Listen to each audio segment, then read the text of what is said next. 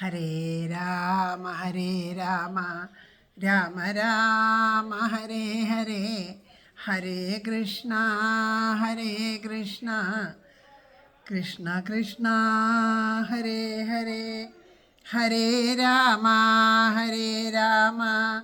രാമ രാമ ഹരേ ഹരേ, ഹരേ കൃഷ്ണ കൃഷ്ണ കൃഷ്ണ ഹരേ ഹരേ. ഹരേ രാമ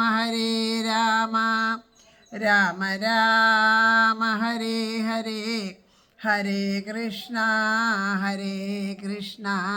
കൃഷ്ണ കൃഷ്ണ ഹരേ ഹരേ. സർവത്ര ഗോവിന്ദനാമ സങ്കീർത്തനം, ഗോവിന്ദ ഗോവിന്ദ. ശ്രീഹരയേ നമ. ഹരേ ഗുരുവായൂരപ്പ ശരണം. നാരായണാഖില ഗുരോ ഭഗവൻ നമസ്തേ. ജയ് ജയ് ശ്രീരാധേശ്യാം. രാധേശ്യാം. എല്ലാ സജ്ജനങ്ങളുടെയും പാദത്തിൽ മനസ്സുകൊണ്ട് നമസ്കരിക്കുകയാണ്. ശ്രീ ഗുരുവായൂരപ്പൻ്റെ അപാരമായിട്ടുള്ള കൃപാകടാക്ഷം കൊണ്ട് നമുക്ക് ഇന്ന് സത്സംഗത്തിലിരിക്കാനായിട്ട് സാധിച്ചു. 2 ദിവസമായിട്ട് നമ്മുടെ ഭാഗവത പാരായണം വേണ്ടത്ര 2 ദിവസമായിട്ട് ഈ ഭാഗവത പാരായണം നിർത്തിവെച്ചിരിക്കുകയായിരുന്നു. ഞാൻ പറഞ്ഞിരുന്നു വെള്ളിയാഴ്ച വൈകുന്നേരം സത്സംഗം ഉണ്ടായ രാപ്പാളി ശ്രീകൃഷ്ണസ്വാമി ക്ഷേത്രത്തിലെ സത്സംഗമുള്ള കാര്യം പറഞ്ഞിരുന്നു. അവിടെ നിന്ന് വന്നിട്ട് സത്സംഗത്തിലെ വിശേഷങ്ങളൊക്കെ പറയാൻ നിങ്ങളുടെ അടുത്തേക്ക് ഓടി വന്നതാണ്. പക്ഷേ ഇന്നലെ ഇവിടെ കുറച്ച് പണികൾ നടക്കുകയായിരുന്നു. അപ്പുറത്തുമൊക്കെ വല്ലാത്ത ശബ്ദകോലാഹലങ്ങളായിരുന്നു. അപ്പോൾ അതുകൊണ്ട് റെക്കോർഡ് ചെയ്യാൻ സാധിക്കാതെ വന്നു. അതുകൊണ്ടാണ് ഇന്നലെ പറയാൻ സാധിക്കാഞ്ഞത്. ഇന്നും അവിടെ എന്തോ ഒരു സമ്മേളനം ബഹളമൊക്കെ നടക്കുന്നുണ്ടെങ്കിലും അതവിടെ നടക്കട്ടെ, നമുക്കിവിടെ നമ്മുടെ സത്സംഗം തുടങ്ങാം എന്ന് വിചാരിച്ചിട്ടാണ്. അപ്പം അതിൻ്റെ എന്തെങ്കിലും ശബ്ദങ്ങൾ നിങ്ങളുടെ ഇടയിലേക്ക് വരുന്നുണ്ടെങ്കിൽ ക്ഷമിക്കണം എന്ന് പറയാൻ എനിക്ക് പറ്റുള്ളൂ. അപ്പോൾ നമ്മളുടെ കഴിഞ്ഞ ദിവസം രാപ്പാളി ശ്രീകൃഷ്ണപുരം ക്ഷേത്രത്തിലെ അവിടുത്തെ വിശേഷമൊക്കെ ഞാൻ പറഞ്ഞിരുന്നു. ദധ്യന്നത്തിൻ്റെ വിശേഷമൊക്കെ. ഭഗവാന് ഏറ്റവും പ്രധാനപ്പെട്ട ദധ്യന്ന നിവേദ്യം ആണ് അവിടെ ഉള്ളത് എന്നുള്ള വിശേഷമൊക്കെ ഞാൻ പറഞ്ഞിരുന്നു. അപ്പോൾ അവിടുത്തെ പ്രഭാഷണത്തിന് പോകുമ്പോൾ പലരും എല്ലാ തവണയും പറയണ പോലെ തന്നെ പറഞ്ഞു റെക്കോർഡ് ചെയ്യണമെന്ന്. പക്ഷേ റെക്കോർഡ് ചെയ്യണ്ട എന്നുള്ളൊരു വിചാരത്തിലാണ് ഞാൻ അവിടെ പോയത്. കാരണം വേറെ ഒന്നുകൊണ്ടും അല്ല റെക്കോർഡ് ചെയ്യണ്ടെന്ന് വിചാരിച്ചത്.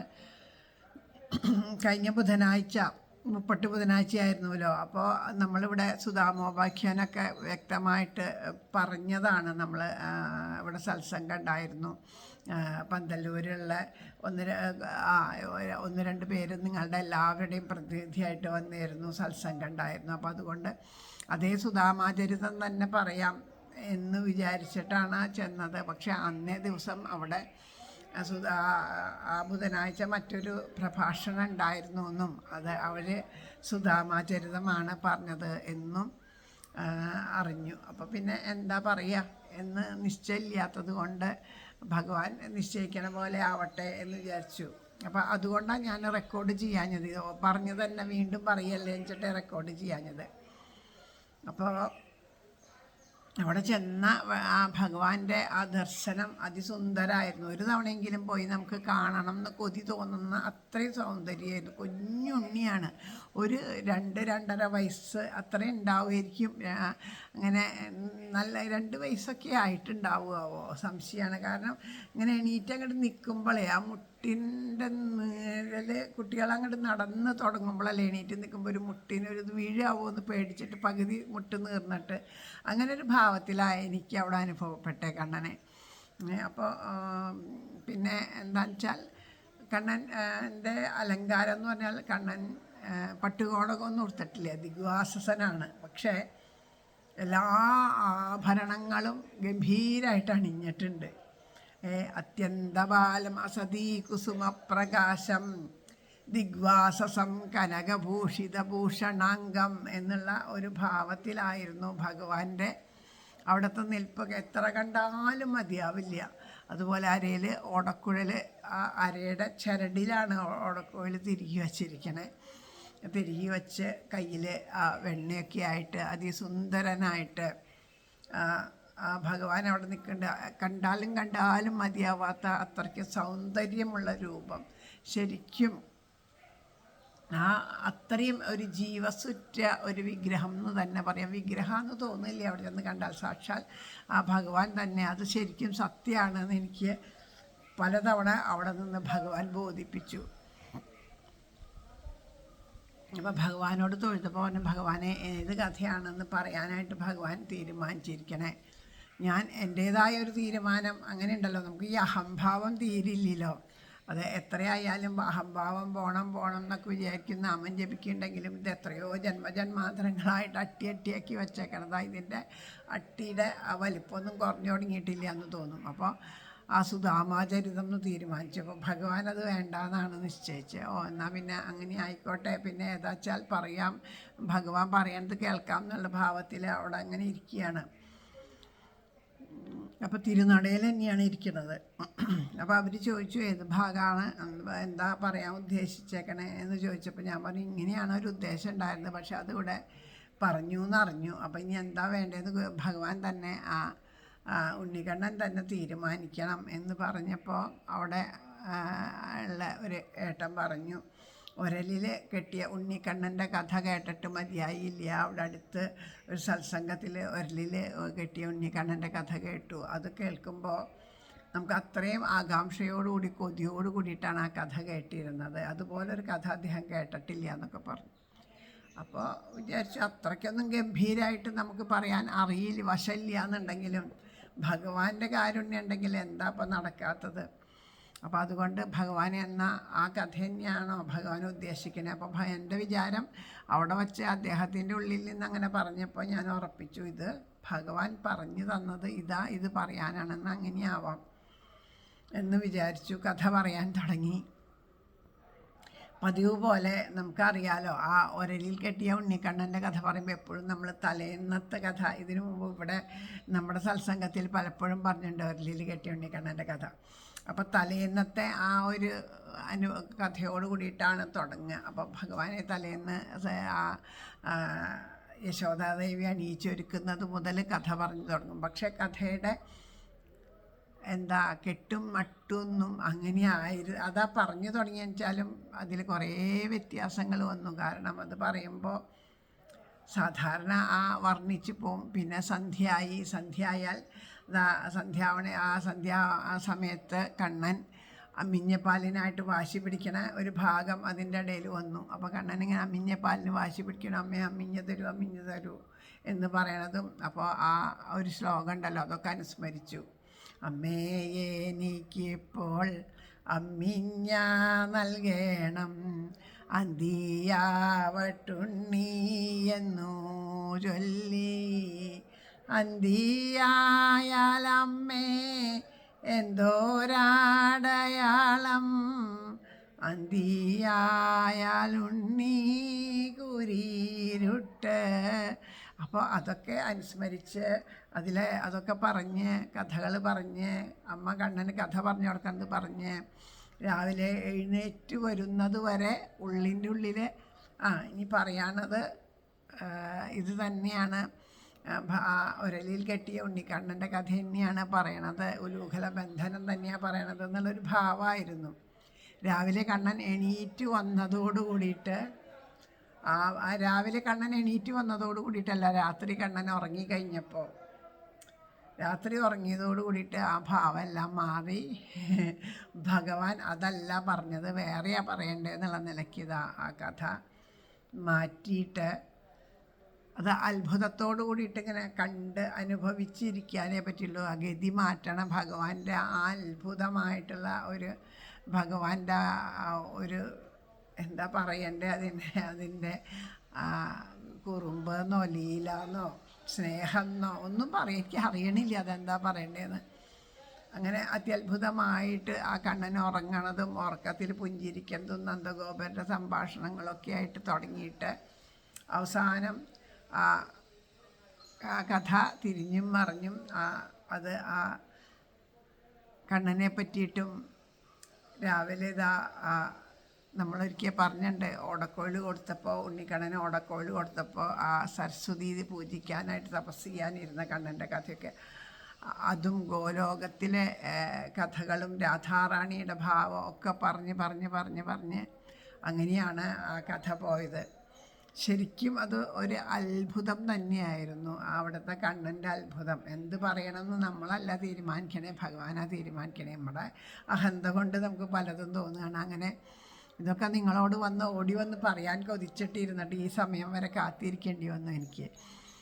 അപ്പം അത്രയും അതിസുന്ദരമായിട്ടുള്ളൊരു അനുഭവമായിരുന്നു. മാത്രമല്ല നിസ്സാരമാണെന്ന് തോന്നണ കാര്യം നിങ്ങൾക്ക് നിസ്സാരമാണെന്ന് തോന്നും, പക്ഷേ എനിക്ക് ഭഗവാനെ അത്രയും അനുഭവിക്കാൻ പറ്റിയിട്ടുള്ള ഒരു അനുഭവം അവിടെ ഉണ്ടായത് എന്താണെന്ന് വെച്ചാൽ, ഇതൊക്കെ കഴിഞ്ഞപ്പോൾ പറഞ്ഞു അവിടെ അത്താഴൂട്ടുണ്ട്, ആ പ്രസാദൂട്ട് കഴിഞ്ഞിട്ട് പോവാം എന്ന് പറഞ്ഞു. അങ്ങനെയാവാം, ഭഗവാന്റെ പ്രസാദം കഴിക്കാം എന്ന് പറഞ്ഞ് ചെന്നു. അപ്പോൾ രാത്രി ചോറാണ് അവിടെ. അപ്പോൾ സാധാരണ രാത്രിയിൽ ഞാൻ അരിഭക്ഷണം കഴിക്കാറില്ല, പക്ഷെ ഭഗവാന്റെ ഗുരുവായൂർ എന്നാലും അവിടെയൊന്നും ഈ നിയമങ്ങളൊന്നും ബാധകമല്ല. അപ്പോൾ അരിഭക്ഷണം തന്നെ എന്നുള്ള ഊണ് കഴിക്കാൻ പാകത്തിനിരിക്കുകയാണ്. അപ്പോൾ എന്താണെന്ന് വെച്ചാൽ ഞാൻ നോക്കിയപ്പോണ്ട് ഇപ്പോൾ ഈ ചക്കയുടെ ആ ഒരു സീസൺ തുടങ്ങിയിട്ടില്ലെങ്കിലും ചക്ക തോരൻ പോലെ, അതായത് വലിയ കഷ്ണങ്ങളായിട്ട് ചക്ക നുറുക്കിയിട്ട് അതിങ്ങനെ ഉടഞ്ഞു പോകാണ്ട് വേവിച്ചിട്ട് നാളികേരവും ഇതൊക്കെ കൂട്ടിയിട്ട് തോരൻ ഉണ്ടാക്കുക. അപ്പോൾ ചക്കത്തോരൻ അവിടെ ഉണ്ട്.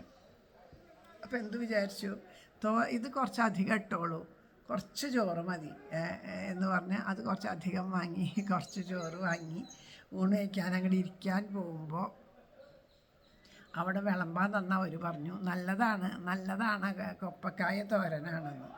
അപ്പം ഞാനേ അതാ പറഞ്ഞ വഴി രണ്ട് കൈയും ഇങ്ങനെ പൊത്തിയിട്ട് വായ പൊത്തിയിട്ട് രണ്ട് കൈ ഒരു 2-2.5 വയസ്സായ ഉണ്ണി അവിടെ നിൽക്കണം, അതേ ഉണ്ണി തന്നെ ആ വായ പൊത്തിയിട്ട് ഇങ്ങനെ എൻ്റെ പിന്നിൽ നിന്ന് ചിരിക്കണ അനുഭവമായിരുന്നു. കാരണം എന്താണെന്നറിയോ, എനിക്ക് ഏറ്റവും ഇഷ്ടമില്ലാത്തൊരു വസ്തുവാണ് കൊപ്പക്കായ.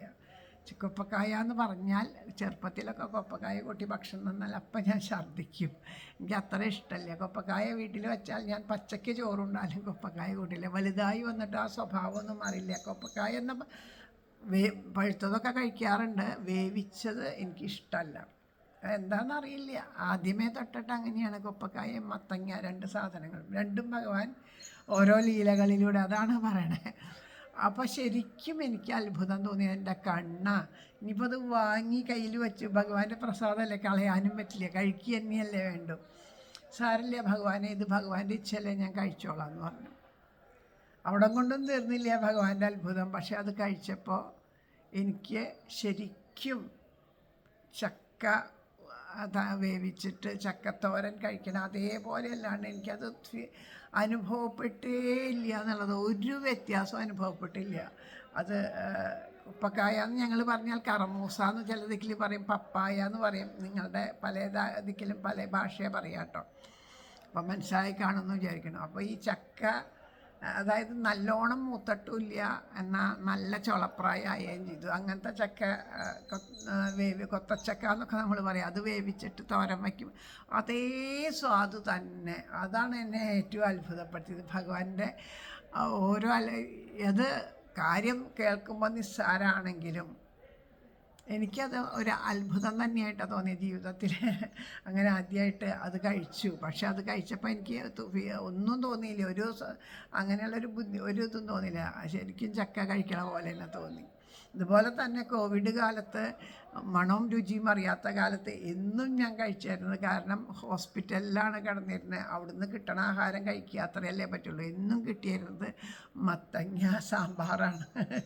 അപ്പോൾ അങ്ങനെ ഇപ്പോൾ അതിന് ശേഷം മത്തങ്ങ കൂട്ടാൻ തുടങ്ങി. ഇപ്പോൾ 2 കാര്യം ഒഴിവാക്കിയത് രണ്ടും. അപ്പം നമ്മളായിട്ടൊന്നും ഒഴിവാക്കാൻ വേണ്ട, നമ്മളായിട്ടൊന്നും സ്വീകരിക്കുകയും വേണ്ട. ഇതൊക്കെ നമ്മളുടെ മനോഭാവം അനുസരിച്ചിട്ടാണെന്ന് ഭഗവാൻ കാണിച്ചു തരികയാണ്.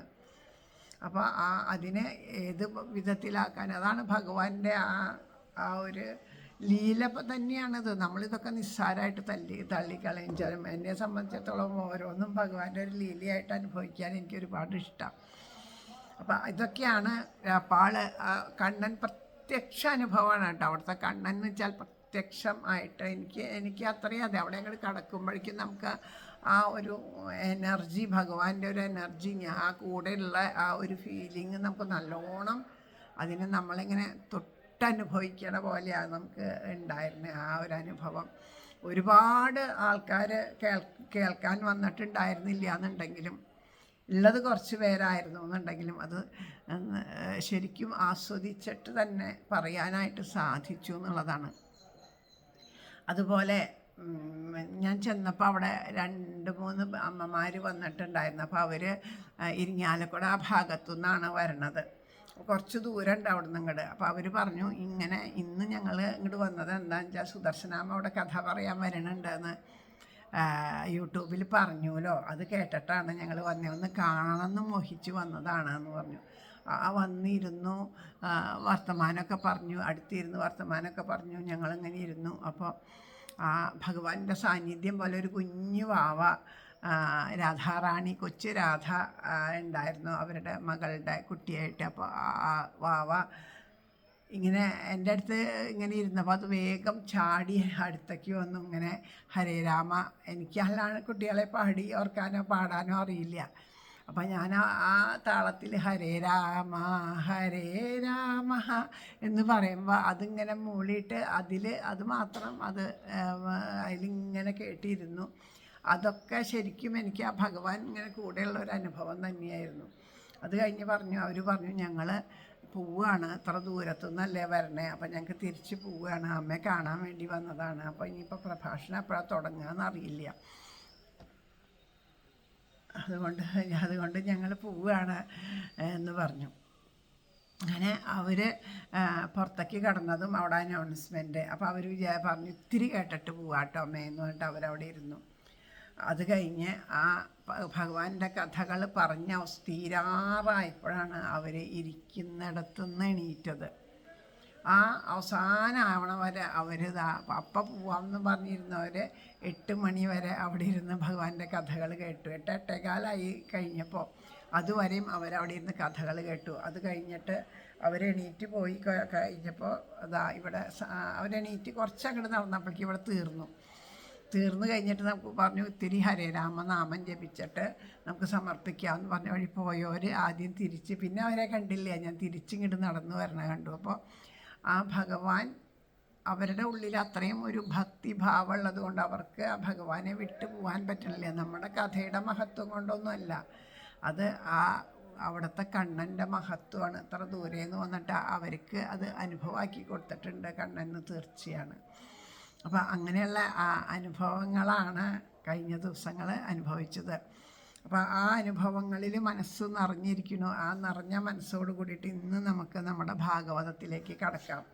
അപ്പോൾ ഭാഗവതം നമ്മൾ കഴിഞ്ഞ ദിവസം തൃതീയ സ്കന്ധത്തിലെ 4-ാമത്തെ അധ്യായം വരെയാണ് വായിച്ച് സമർപ്പിച്ചത്. അപ്പോൾ അതിലെ മൈത്രേയ സംഗമം വരെയാണ് വായിച്ച് സമർപ്പിച്ചത്. ഇനി 5-ാമത്തെ അധ്യായമാണ്. അതോടൊപ്പം തന്നെ 5മസ്കന്ധം കൂടി വായിക്കുന്നുണ്ട്. പിന്നെ ഒരു നിർദ്ദേശം കൂടി എനിക്ക് കിട്ടിയിട്ടോ. അതിപ്പോൾ ഇന്നത്തെ ഒരു ദിവസം കഴിഞ്ഞിട്ട് ആ നിർദ്ദേശം എങ്ങനെയാണ് വേണ്ടതെന്ന് തീരുമാനിക്കാമെന്ന് വിചാരിച്ചിട്ടാണ്. അത് കിട്ടിയ നിർദ്ദേശം എന്താ വെച്ചിട്ടുണ്ടെങ്കിൽ എന്നോട് പറഞ്ഞു, അമ്മ ആദ്യം ഈ അക്കിത്ത ഭാഗവതം അമ്മ വായിക്കൂ. അപ്പോൾ അത് മലയാളത്തിൽ ഇങ്ങനെ വായിക്കും, എന്നിട്ട് പിന്നെ ഈ സംസ്കൃതം വായിക്കുമ്പോൾ ആ വായിക്കുന്നത് ശരിക്കും മനസ്സിലാവുമെന്ന് ഞങ്ങൾക്ക് തോന്നുകയാണ്.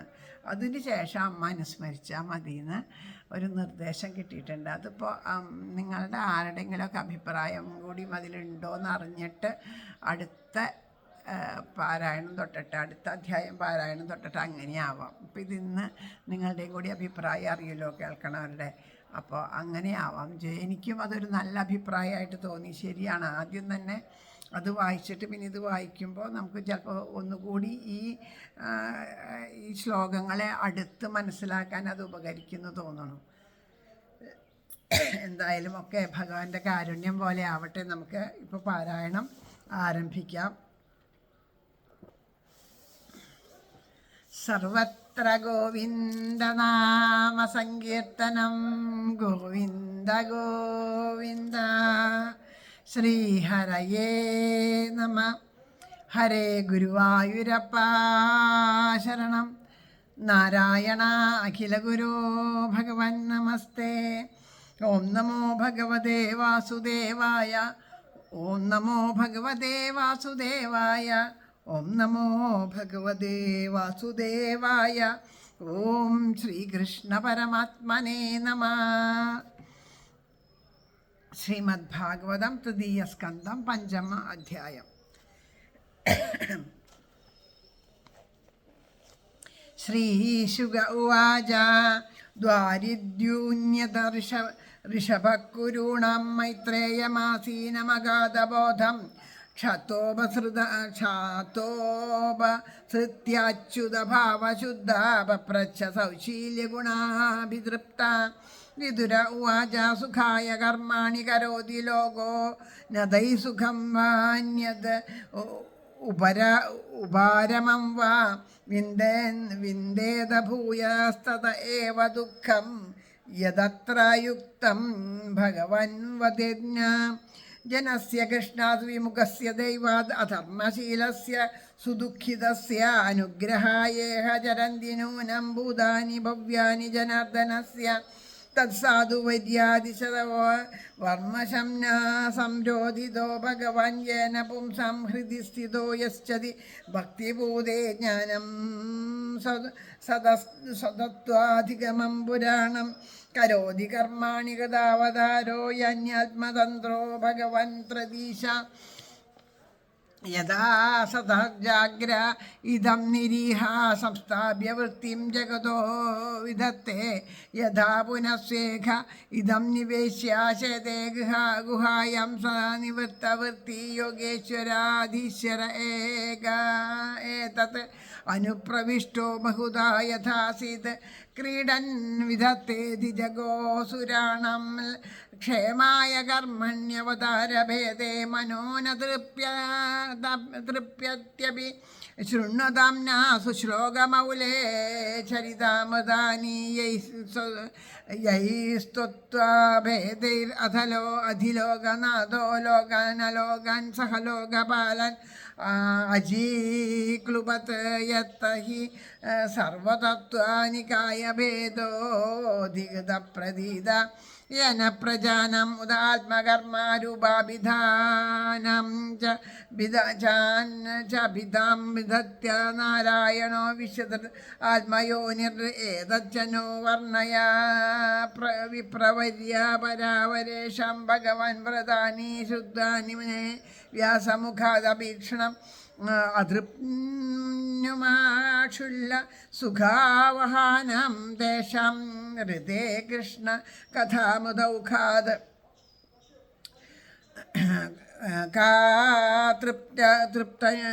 തൃപ്നുയാത് തീർത്ഥപദോഭിധാനാത് സത്രേഷു വാസൂരിഭിരീഡ്യമാനാത് യകർണനാട്യം പുരുഷസ്യ യാദോ ഭവത്പദം ഗേഹരതിം ഛിനത്തി മുനിർ വിവക്ഷുർഭഗവത് ഗുണാനാം സഖാപിതേ ഭാരതമഹ കൃഷ്ണായ യസ്മിൻ നൃണം ഗ്രാമ്യ സുഖാനുവാദൈ മതിർഗൃഹീത്വാനുഹരേ കഥായാം സാ ശ്രദ്ധദാനസ്യ വിവർദ്ധമാനാ വിരക്തിമന്യത്ര കരോതി പുംസാഹരേ പദാനുസ്മൃതി നിർവൃതസ്യാത് സമസ്തദുഃഖാത്യയം ആശുദത്തെ താൻ ശോച്യാനവിദോനുശോച ഹരേ കഥായം വിമുഖാനാഖേന ഛിണ്ണോതി ദേവോ നിമിഷസ്തു യേഷാം ആയുർവൃഥാവാദഗതി സ്മൃതീനം ദദാസ്യ കൗഷാരവശർമ്മ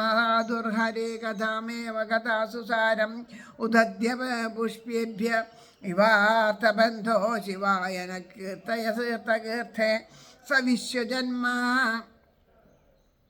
സ വിശ്വജന്മസ്ഥിതി സംയമാർത്ഥേകതാവതാര പ്രഗൃഹീത ശക്തിചകാര കർമ്മണ്യതിരൂപ അതിപുരുഷാനി യാനീശ്വര കീർത്തയാതാനി മഹ്യം. ശ്രീശുക ഉവാച സ ഏവം ഭഗവാൻ പൃഷ്ടാ ക്ഷത്രാകൗഷാരവോ മുനി പുംസാം നിശ്രേയസത്തേന തം ആഹാ ബഹുമാനയൻ സർവത്ര. ഗോവിന്ദനാമ സങ്കീർത്തനം. ഗോവിന്ദ ഗോവിന്ദ.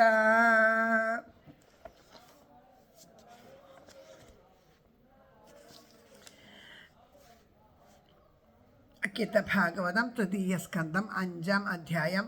മഹദാദി സൃഷ്ടി നിരൂപണം. ശ്രീശുകൻ പറഞ്ഞു, ഗംഗാകവാടത്തിലഗാധബോധൻ വാഴുന്ന മൈത്രേയ മഹാനുഭാവൻ അവങ്കലേക്ക് അച്യുതാഭാവശുദ്ധൻ അണഞ്ഞു ചോദിച്ചു, ഒരു പ്രവീരൻ സുഖത്തിനായി കിണയുന്നു ലോകം നേടിയില സൗഖ്യം ലഘുദുഃഖമുക്തി എന്നല്ല കർമ്മം പെരുകിപ്പു ദുഃഖം എന്തിങ്ങയുക്തം ഭഗവാനുരയ്ക്ക കൃഷ്ണങ്കൽ വൈമുഖ്യമെഴുന്ന പൂർവ കർമ്മിക്കധർമ്മിക്ക് അതിദുഃഖിതനും അനുഗ്രഹത്തിനെവിടെ ചരിക്കും. കൃഷ്ണന്റെ രൂപാന്തരമല്ലി ഭക്തൻ ചിത്തം തെളിഞ്ഞീശ്വര ഭക്തി മൂലം തത്വാവബോധം പരിപൂർണമാവാൻ എമ്മട്ടു പൂജിക്കണം അപുരാണമാർഗം. ഗുരോ ഞങ്ങളോടോതിയാലും ജൈവൂ സ്വതന്ത്രൻ ഭഗവാൻ പ്രതീശാൻ. എന്തെന്തു കർമ്മങ്ങൾ കൃതാവതാരൻ രചിച്ചതെമ്മട്ടുലകം നിരീഹൻ എമ്മട്ടതിൽ സുസ്ഥിരമാക്കി ജീവൻ.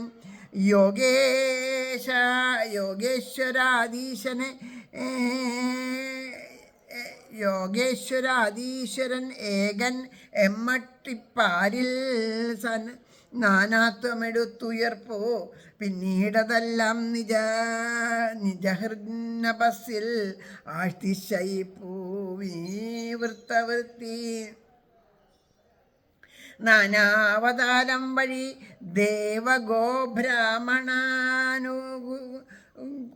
കുലായുധയ കർമ്മലീല ചെയ്യുന്നവൻ തൻ്റെ സുചരിതമെത്ര കേട്ടാലുമില്ല മതിയാവലാർക്കും. ഏതേതു തത്വങ്ങളിൽ ആചരിച്ചാൻ ലോകനാഥൻ തൽപാലകന്മാരെയും ഉള്ള ജീവഭേദങ്ങളെല്ലാം അവയിങ്കലല്ലോ എന്നല്ല നാരായണൻ ആത്മയോനി വിശ്വസൃഷ്ടെങ്ങനെയാചരിച്ചു അനന്തജന്തുക്കളിലാത്മകർമ്മരൂപാധിദാനങ്ങൾ അതോതിയാലും പരാപരന്മാരുടെ ധർമ്മമേറെ ശ്രവിച്ചു ഞാൻ വ്യാസനിൽ നിന്നു തന്നെ പേടിച്ചു പോയി. ക്ഷുദ്രസുഖാശ്രവമേ കൊതിപ്പു കൃഷ്ണാമൃതവാർത്ത മാത്രം. സത്രങ്ങളിൽ സൂരികൾ വാഴ്ത്തിയിടുന്ന കൃഷ്ണന്റെ ലീലാമൃതം ആസ്വദിച്ചാൽ ആർക്കുള്ളു സംതൃപ്തി. അതുള്ളിലേറി ഛേദിപ്പു സംസാര ഗൃഹാതുരത്വം. ഭവൽ സുഹൃത്തും ഹരികീർത്തനാർത്ഥം ഉണ്ടാക്കിനാൻ ഭാരതമല്ലി കൃഷ്ണൻ മനുഷ്യരാ തുച്ഛസുഖാനുവാദം വഴിക്കണഞ്ഞു ഹരിങ്കലല്ലോ. സശ്രദ്ധമീശസ്ത്രീ സ്മൃതി അഭ്യസിച്ചാൽ മറ്റേതിലും തന്നെ വിരക്തി തോന്നും. ശ്രീകൃഷ്ണപാദസ്മൃതി നിർവൃതന്നു ദുഃഖങ്ങളെല്ലാം ഉടൻ അസ്തമിക്കും. പാപിഷ്ടരാം കൃഷ്ണകഥാവിമൂഢർ അശേഷമയ്യോദയനീയരത്രേ. വൃഥാവിൽ വാദിക്കും അവർക്കെഴും അറുത്തിടുന്നുണ്ട അനിമേഷനീശൻ. മൈത്രേയൻ അങ്ങിന്നതുകൊണ്ടു തീർത്ഥാകീർത്തി പ്രഭാവം വിശദീകരിക്കൂ. ലോകത്തിനാകെ ശുഭമുദ്ഭവിക്കാൻ പൂവിനകത്തെ സുധ വണ്ടുപോലെ ആ വിശ്വ ജന്മസ്ഥിതി സംയമാർത്ഥീകൃതാവതാരൻ പ്രഗൃഹീത ശക്തി കർമ്മങ്ങളെ എന്തെന്തതി പുരുഷങ്ങൾ ചെയ്തു ഭവാൻ എന്നോട് വിസ്തരിക്കൂ. ശ്രീശുകൻ പറഞ്ഞു. കൗഷാരവൻ വിതുരർത്തൻ ചോദ്യം കേട്ടോതിനാൻ മുനി. ലോകനിശ്രേയസത്തിനായി ബഹുമാന പുരസ്പരം. ഹരേ കൃഷ്ണ. ഗുരുവായൂരപ്പ.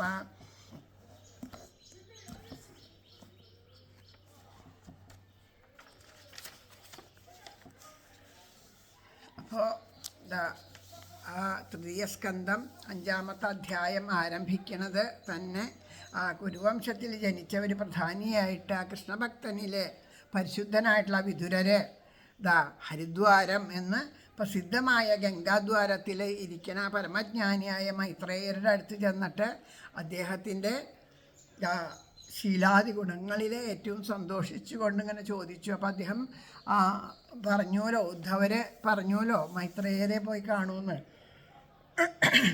അങ്ങനെ മൈത്രേയരെ കാണാനായിട്ട് ഇവിടെ ഹരിദ്വാരത്തിലേക്ക് വന്നതാണ്. ഹരിദ്വാരത്തിലെത്തി അവിടെ ഇരിക്കുന്നു ആനന്ദത്തിൽ അമർന്നിരിക്കുന്ന ആ മൈത്രേയരെ കണ്ടിട്ട് മൈത്രേയരോട് ചോദിക്കുകയാണ്,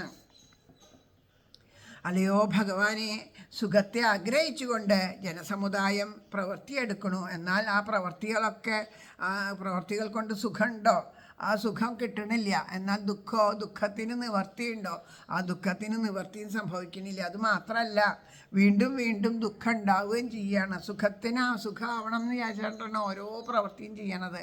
ഇത് ചെയ്താൽ സുഖാവും, ഇത് ചെയ്താൽ സുഖാവും ഓരോന്നും ചെയ്യണം. പക്ഷേ അതുകൊണ്ടൊന്നും സുഖം ലഭിക്കണില്ല എന്ന് മാത്രമല്ല, പിന്നെയും ദുഃഖങ്ങൾ ഉണ്ടാവുക ചെയ്യണത്. അതുകൊണ്ട് ലോകത്തിൽ എങ്ങനെയാണ് കഴിഞ്ഞുകൂടേണ്ടതെന്ന് അവിടെ നിന്ന് ഞങ്ങൾക്ക് ഉപദേശിച്ച് തരണം. അപ്പോൾ ചോദിക്കുന്നത് ആരാ? വിതുരരാ ചോദിക്കണത്. അപ്പോൾ ആ വിതുരര് ഇതുപോലെ ചെന്ന് മൈത്രേയരോടെ അടുത്ത് ചോദിക്കാൻ പോകണ സമയത്ത് അവിടെ പലരും ഉണ്ടായിരുന്നു. അത് യാദൃശ്ചികമായിട്ട് വന്നു പെട്ടവരാവാം, പലരും ഉണ്ടായിരുന്നുണ്ടാവാം അവിടെ. അപ്പോൾ അതുകൊണ്ടാണ് ഞങ്ങളോട് എന്ന് ചോദിക്കുന്നുണ്ടാവുക. അതല്ലെങ്കിൽ വിതുരര് നമ്മളെയൊക്കെ ഉദ്ദേശിച്ചുകൊണ്ട് ഇനി വരുന്നവർ ആയിട്ടും അതിൻ്റെ ഒരു പ്രതിനിധി മാത്രമാണ് ഞാൻ. അപ്പോൾ ഈ കലിയിലുള്ള ജനങ്ങളെ മുഴുവൻ പ്രതിനിധീകരിച്ചിട്ടാവാം ഞങ്ങളോട്, അതായത് കലികാലത്തെ ജനങ്ങളോട് എന്നുള്ള അർത്ഥത്തിലാവാം അങ്ങനെ പറഞ്ഞത്. അപ്പോൾ ആ ഒരു പ്രയോഗം അതുകൊണ്ടാണ്. അപ്പം നമ്മളെയും കൂടിയും ചേർത്തിട്ടാണ്, നമ്മൾക്ക് കൂടി വേണ്ടിയിട്ടാണ് അദ്ദേഹം ഈ ചോദ്യങ്ങളെല്ലാം ചോദിക്കണത്. ജന്മാന്തരത്തിൽ ചെയ്ത പാപകർമ്മത്തിൻ്റെ പരിഭാഗം നിമിത്തം ആ കൃഷ്ണഭക്തി ഉണ്ടാകാണ്ട് വരികയാണ്. നമ്മൾ ചെയ്ത പാപത്തിൻ്റെ ശക്തി കൊണ്ടാണ് അത്രയും നമുക്ക് കൃഷ്ണനിൽ ഭക്തി ഇല്ലാണ്ട് പോണത്. അധർമ്മകർമ്മങ്ങളിൽ താല്പര്യം ഉണ്ടാവുന്നതും അതുകൊണ്ടാണ്. അപ്പോൾ മറ്റു ദുഃഖങ്ങളെ ഇതുകൊണ്ടൊക്കെ എന്തുണ്ടാവും? ധർമ്മങ്ങളൊക്കെ ചെയ്തിട്ട് നമ്മൾ ധർമ്മം ചെയ്യാൻ അത് അധർമ്മമാണെന്നൊന്നും കാണുക. അതുകൊണ്ട് ഇപ്പം എന്താ കുഴപ്പം എന്ന് തോന്നിയിട്ട് നമുക്കത് അത്ര വലിയൊരു ധർമ്മച്യുതിയാണ്, അത് തെറ്റാന്നൊന്നുമില്ല. ഇപ്പോൾ കൈക്കൂലി മേടിക്കുന്നവരോട് ചോദിച്ചറിയേ, അതിപ്പോൾ എന്താ, ഞാൻ ജോലി ചെയ്യണം, അവരുടെ കാര്യം ഞാൻ ചെയ്തു കൊടുക്കണേ, എന്നിട്ടല്ലേ ഞാൻ അവരുടെ നിന്ന് കാശ് മേടിക്കണം. അതിനിപ്പോൾ എന്താ കുഴപ്പം? അവരുടെ ഉള്ളതെന്ന് ഞാൻ മേടിക്കണം, അതിന് അവർക്ക് കാര്യം നടന്നില്ല എന്ന് പറയണ്ട. അവർക്കത് അധർമ്മമെന്ന് തോന്നണില്ല. അങ്ങനെയാണ്. അപ്പോൾ അധർമ്മം. പക്ഷേ എന്നിട്ട് എന്ത് ചെയ്യണം? ആ ദുഃഖങ്ങളും ദുരിതങ്ങളുമാണ്. ഈ ധനം സമ്പാദിക്കുന്നത് സുഖാവും ധനം സമ്പാദിച്ചാൽ സുഖാവും എന്ന് വിചാരിച്ചിട്ടൊക്കെ അങ്ങനെ ധനം സമ്പാദിക്കുന്നുണ്ടാവുക. എന്നിട്ട് ആ ധനം കൊണ്ട് സുഖം ഉണ്ടോ? ഇല്ല. പല വിധത്തിലുള്ള ദുഃഖങ്ങളും രോഗങ്ങളും ദുരിതങ്ങളും ഒക്കെ വന്നിട്ട് നമുക്ക് വീണ്ടും ആ മനസ്സമാധാനം ഇല്ലാണ്ട് ദുഃഖമാണ് വരണത്. അപ്പോൾ അങ്ങനെയുള്ള ആ ജനസമൂഹത്തെ അനുഗ്രഹിക്കാൻ വേണ്ടിയിട്ടാണ് ഭഗവത് ഭക്തന്മാർ അവർക്ക് വേണ്ടതൊക്കെ പറഞ്ഞു തരാൻ വേണ്ടിയിട്ടാണ് അവർ ഈ ലോകത്തിൽ സഞ്ചരിക്കുന്നത്. അപ്പോൾ അങ്ങനെയുള്ള ആ ഭഗവത് ഭക്തനായിട്ട് അങ്ങ് ഞങ്ങളെ അനുഗ്രഹിക്കണം എന്ന്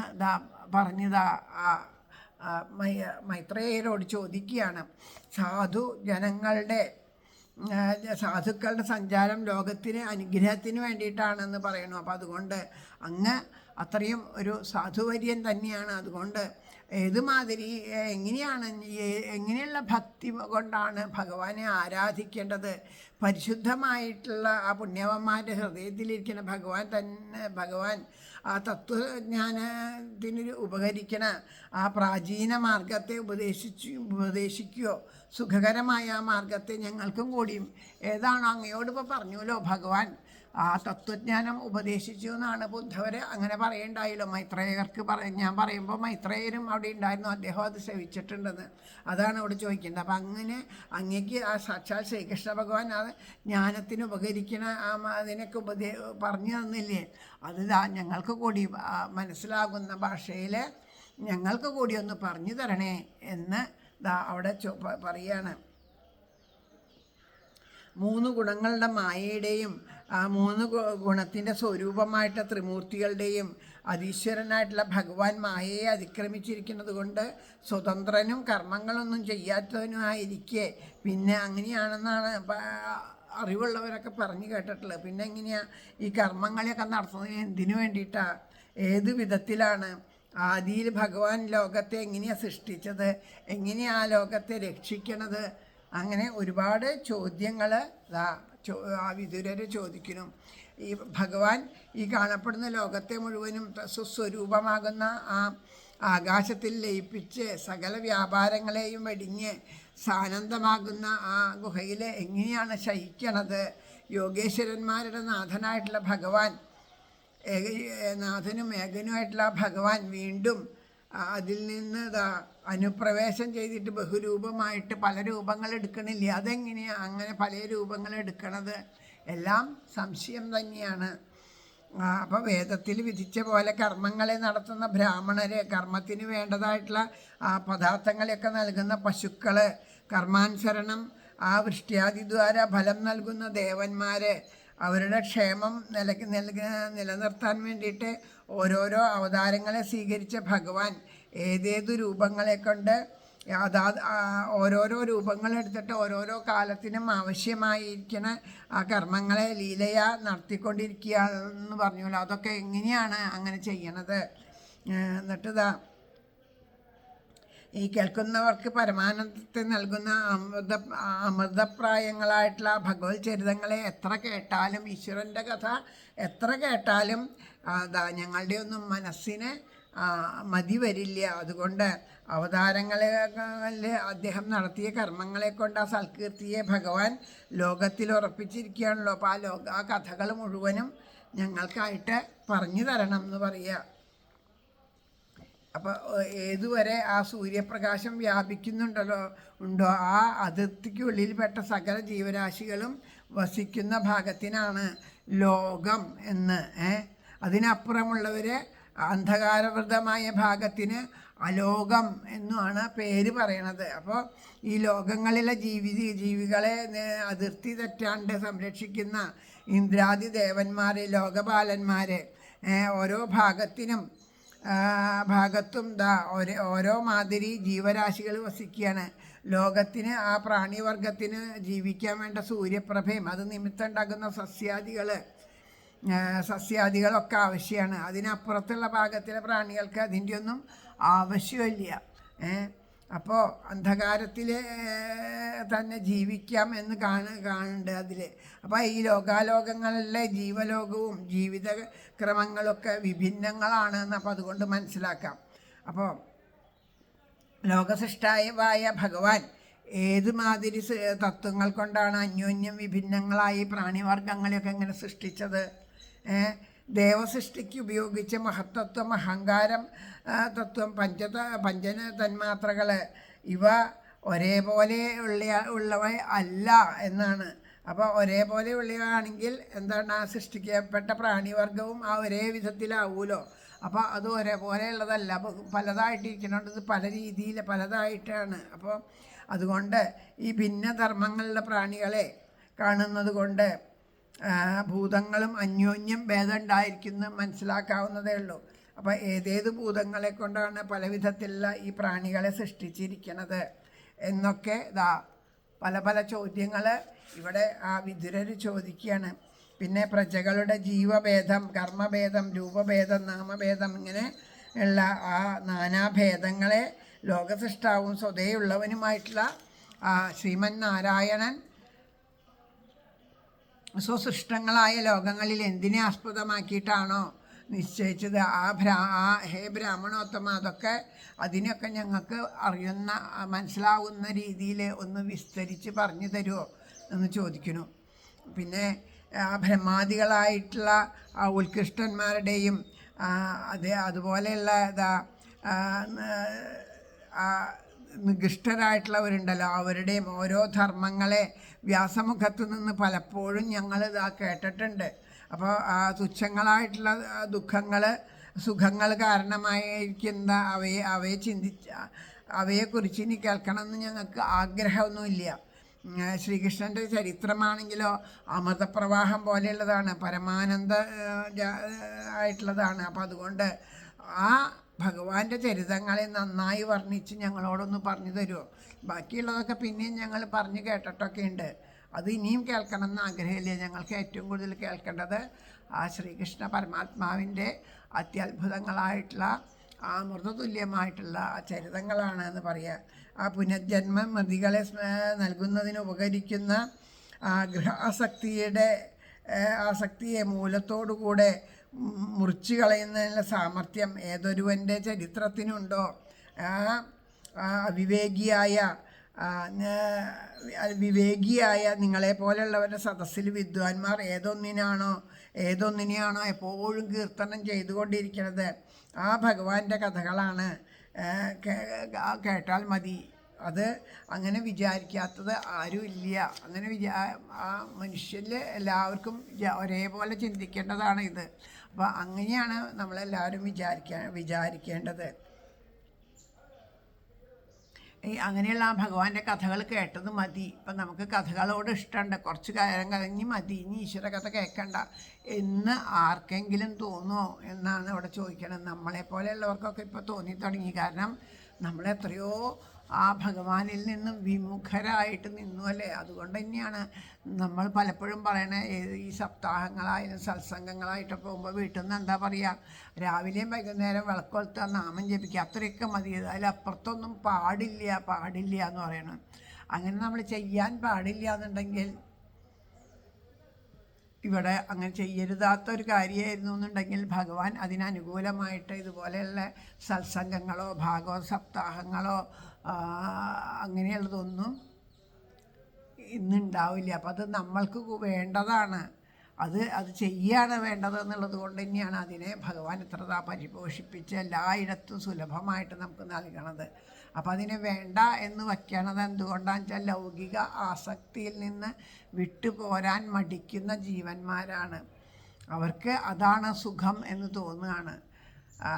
ഒരു മലത്തിൽ പൊളയ്ക്കുന്ന കൃമികളെ കാണുമ്പോൾ നമുക്ക് എങ്ങനെയാണ് ഛർദ്ദിക്കാൻ വരിക അല്ലെ, പറയുമ്പോൾ തന്നെ നമുക്ക് അതിനോടൊരു അറപ്പ് തോന്നുന്നു. അപ്പോൾ ആ വാക്കുകൾ തന്നെ ഉപയോഗിക്കുമ്പോൾ ചിലർക്കൊക്കെ ആ വാക്ക് പറയാൻ അപ്പോഴേക്കും ഛർദി വരും, അത്രയും നമുക്ക് വൃത്തികേട് തോന്നുന്നു. പക്ഷേ ആ പുഴുക്കളോട് ചോദിച്ചാൽ അവരവിടെ പരമാനന്ദം അനുഭവിക്കുകയാണ് എന്ന് പറയും.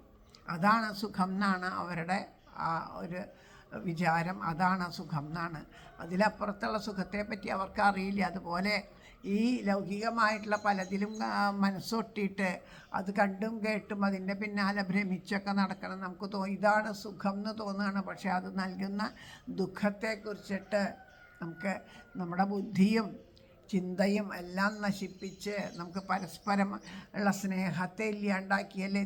ശരിക്കും നിസ്സാരമായിട്ട് നമ്മളൊന്ന് ആലോചിച്ചാൽ മതി. പണ്ട് കാലത്ത് നമുക്ക് എത്രയായിരുന്നു ഈ സമൂഹമായിട്ട് എത്ര ബന്ധം ഉണ്ടായിരുന്നു.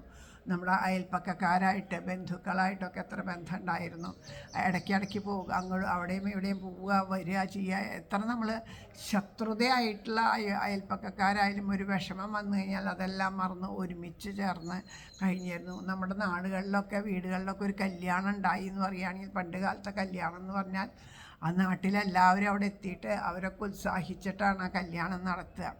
ഇന്നത്തെ പോലെ ഓരോരോ ആൾക്കാർക്ക് ഈ മാനേജ്മെൻറ്റിനൊക്കെ കൊടുത്ത് കയ്യിലുള്ള പൈസ മുഴുവനും കൊടുത്ത് നശിപ്പിക്കേണ്ട ആവശ്യമൊന്നും അന്നില്ല. സമ്പാദിച്ചത് മുഴുവനും അതോടുകൂടിയിട്ട് കഷ്ടമായിട്ട് മാറുകയാണ്. അന്ന് അങ്ങനെയൊന്നുമില്ല, പരസ്പരം സഹായിക്കണം. അതുപോലെ പണ്ട് കാലത്ത് വിവാഹത്തിനൊക്കെ കവറിൽ പൈസ ഇട്ട് കൊടുക്കുക എന്നൊക്കെ പറയുന്ന ഒരു സമ്പ്രദായം ഉണ്ട്. അതെന്തുകൊണ്ടാണ്? അവർക്കറിയാം പല ചിലവുകൾ ഇപ്പോൾ ഇങ്ങനെ സഹായിക്കുന്നുണ്ടെങ്കിലും വേണ്ടവർക്കുള്ള ആഹാരത്തിനും മറ്റുള്ള കാര്യങ്ങൾക്കൊക്കെ ആയിട്ട് ചിലവുകൾ ഉണ്ടാവും. അപ്പോൾ അത് ഉപകരിക്കട്ടെ എന്ന് കരുതിയിട്ട് ഓരോരുത്തർക്ക് അങ്ങനെ കൊണ്ടു കൊടുക്കണം. അപ്പോൾ അത് പിന്നീട് കടവും ഒന്നും ഇല്ലാണ്ട് തിരിച്ച് അപ്പോൾ നമ്മൾക്ക് എന്താ കിട്ടുമ്പോൾ നമുക്കതൊരു തുകയായിട്ട് കിട്ടും. ഇപ്പോൾ തിരിച്ച് നമ്മൾ അവർക്കതുപോലെ ചെയ്യുമ്പോൾ ഇന്നും എല്ലാ വീട്ടിലൊന്നും കല്യാണം ഉണ്ടാവില്ലല്ലോ, വിശേഷങ്ങളുണ്ട്. അപ്പോൾ നമ്മൾ കുറേശ്ശെയായിട്ട് തിരിച്ചു കൊടുത്താൽ മതി, അവിടെ കടവും ബുദ്ധിമുട്ടുകളൊന്നും വരണില്ല. അങ്ങനെ ഒരു സമ്പ്രദായമൊക്കെ ഉണ്ടാക്കി വെച്ചത് അങ്ങനെയാണ്. ഇന്ന് അതൊക്കെ ആഡംബരത്തിന് ഒക്കെയുള്ള ഒരു വസ്തുവായിട്ട് മാറിയിരിക്കുകയാണ്. മറ്റ് പരസ്പര സഹായത്തിൻ്റെ അടിസ്ഥാനമായിരുന്നു ഇത്. ഇന്ന് ആഡംബരമായിട്ട് നമ്മൾ മറ്റുള്ളവരുടെ മുമ്പിൽ കാണിക്കാൻ വേണ്ടിയിട്ട് പലതും ധനവ്യയമായിട്ടാണ് പലതും നമ്മൾക്ക് ഇന്നത്തെ അവസ്ഥയിൽ ഉള്ളവർക്ക് കൊടുക്കാൻ ധാരാളം പേരുണ്ടാവും, ഇല്ലാത്തവർക്ക് കൊടുക്കാൻ ആരും ഉണ്ടാവില്ല എന്നുള്ള ഒരു അവസ്ഥയൊക്കെയാണ് വന്നു ചേർന്നേക്കണേ. അപ്പോൾ അതൊക്കെയാണ് സുഖം എന്ന് നമ്മൾ വിചാരിച്ച് ഈ മലത്തിൽ കിടന്ന് പൊളയുന്ന ഈ പുഴുക്കളെ പോലെ ഈ ലൗകികമായിട്ടുള്ള ആസക്തിയിൽ കിടന്ന് പൊളയുകയാണ്. പക്ഷേ അത് നമ്മളെ എത്രയ്ക്കധികം അധപ്പതിപ്പിക്കണമെന്ന് നമ്മൾക്ക് മനസ്സിലാവണില്ല. അത് മനസ്സിലായി വരുമ്പോഴേക്കും കാലമൊക്കെ കഴിഞ്ഞു പോയിണ്ടാവും അല്ലേ. മരണക്കിടക്കയിൽ അവസാന നിമിഷത്തിൽ കിടന്ന് കണ്ണ് നിറയ്ക്കുമ്പോൾ എല്ലാവരും പറയും ഈ ശരീരം വിട്ട് പോകണ്ടേ, നമ്മളെയൊക്കെ പിരിഞ്ഞു പോകണ്ടേ എന്നാലോചിച്ചിട്ടുള്ള ദുഃഖമാണ്. പക്ഷെ അങ്ങനെയല്ല, കിടക്കണ കിടപ്പിലാണ് തൻ്റെ ജീവിതം വ്യർത്ഥമായല്ലോ എന്നുള്ള തിരിച്ചറിവ് വരുന്നത്. ആ തിരിച്ചറിവ് വരുമ്പോൾ അത് നമ്മളോടൊക്കെ പറഞ്ഞ് മനസ്സിലാക്കണം എന്നുണ്ട്. പക്ഷെ അവർക്കതൊന്നും പറഞ്ഞ് മനസ്സിലാക്കാൻ പറ്റണില്ല. അപ്പോൾ കണ്ണുകളൊക്കെ അങ്ങനെ നിറഞ്ഞൊഴുകും. താൻ്റെ ഇത് തെറ്റ് തന്നെയാണല്ലോ, ആ മക്കളെയും കൂടി തൻ്റെ പ്രവൃത്തി വഴിതെറ്റിച്ചു. കാരണം മുമ്പേ ഗമിക്കുന്ന ഗോവ് തൻ്റെ പിമ്പേ ഗമിക്കും ബഹുഗോക്കളെല്ലാം എന്ന് പറയണ പോലെ അതിൻ്റെ പിന്നാലെ പോയി എല്ലാവരും ആ കുഴിയിൽ ചെന്ന് ചാടുകയാണ് ചെയ്യണത്. അപ്പം അങ്ങനെയുള്ള ഒരു അവസ്ഥയിലാണ് നമ്മൾ പോണത്. അപ്പോൾ നമുക്ക് അങ്ങനെ അപ്പോൾ ഈ ഭഗവാന്റെ കഥകൾ കേട്ടാൽ മതി എന്ന് വിചാരിക്കാനായിട്ട് ആ ഭഗവാന്റെ കഥകളുടെ രുചി ആദ്യം അറിയണം. ആ രുചി അറിഞ്ഞാൽ മാത്രമേ അത് പറ്റുള്ളൂ. അതിനാണ് സത്സംഗങ്ങളിൽ ചെന്നിരിക്കണം എന്ന് പറയണത്. പിന്നെ പറയണം, അങ്ങയുടെ സഖാവായ വ്യാസമുനിയും ഭാരതം എന്ന വ്യാഖ്യാനത്തെ ആദ്യം വിവരിച്ചത് ഭഗവാന്റെ ഗുണങ്ങളെ പരമപുരുഷാർത്ഥത്തിനുള്ള ഉത്തമ മാർഗമായിട്ട് ജനങ്ങളെ ധരിപ്പിക്കുകയാണ് വേണ്ടത് എന്നുള്ള ആഗ്രഹത്താൽ ഭഗവത് ഗുണത്തെ തന്നെ ആദ്യമേ പറയായിരുന്നില്ലേ. അത് പറയാണ്ട് ആദ്യം ഭാരതകഥ എന്തിനായിട്ടാണ് പറഞ്ഞത്?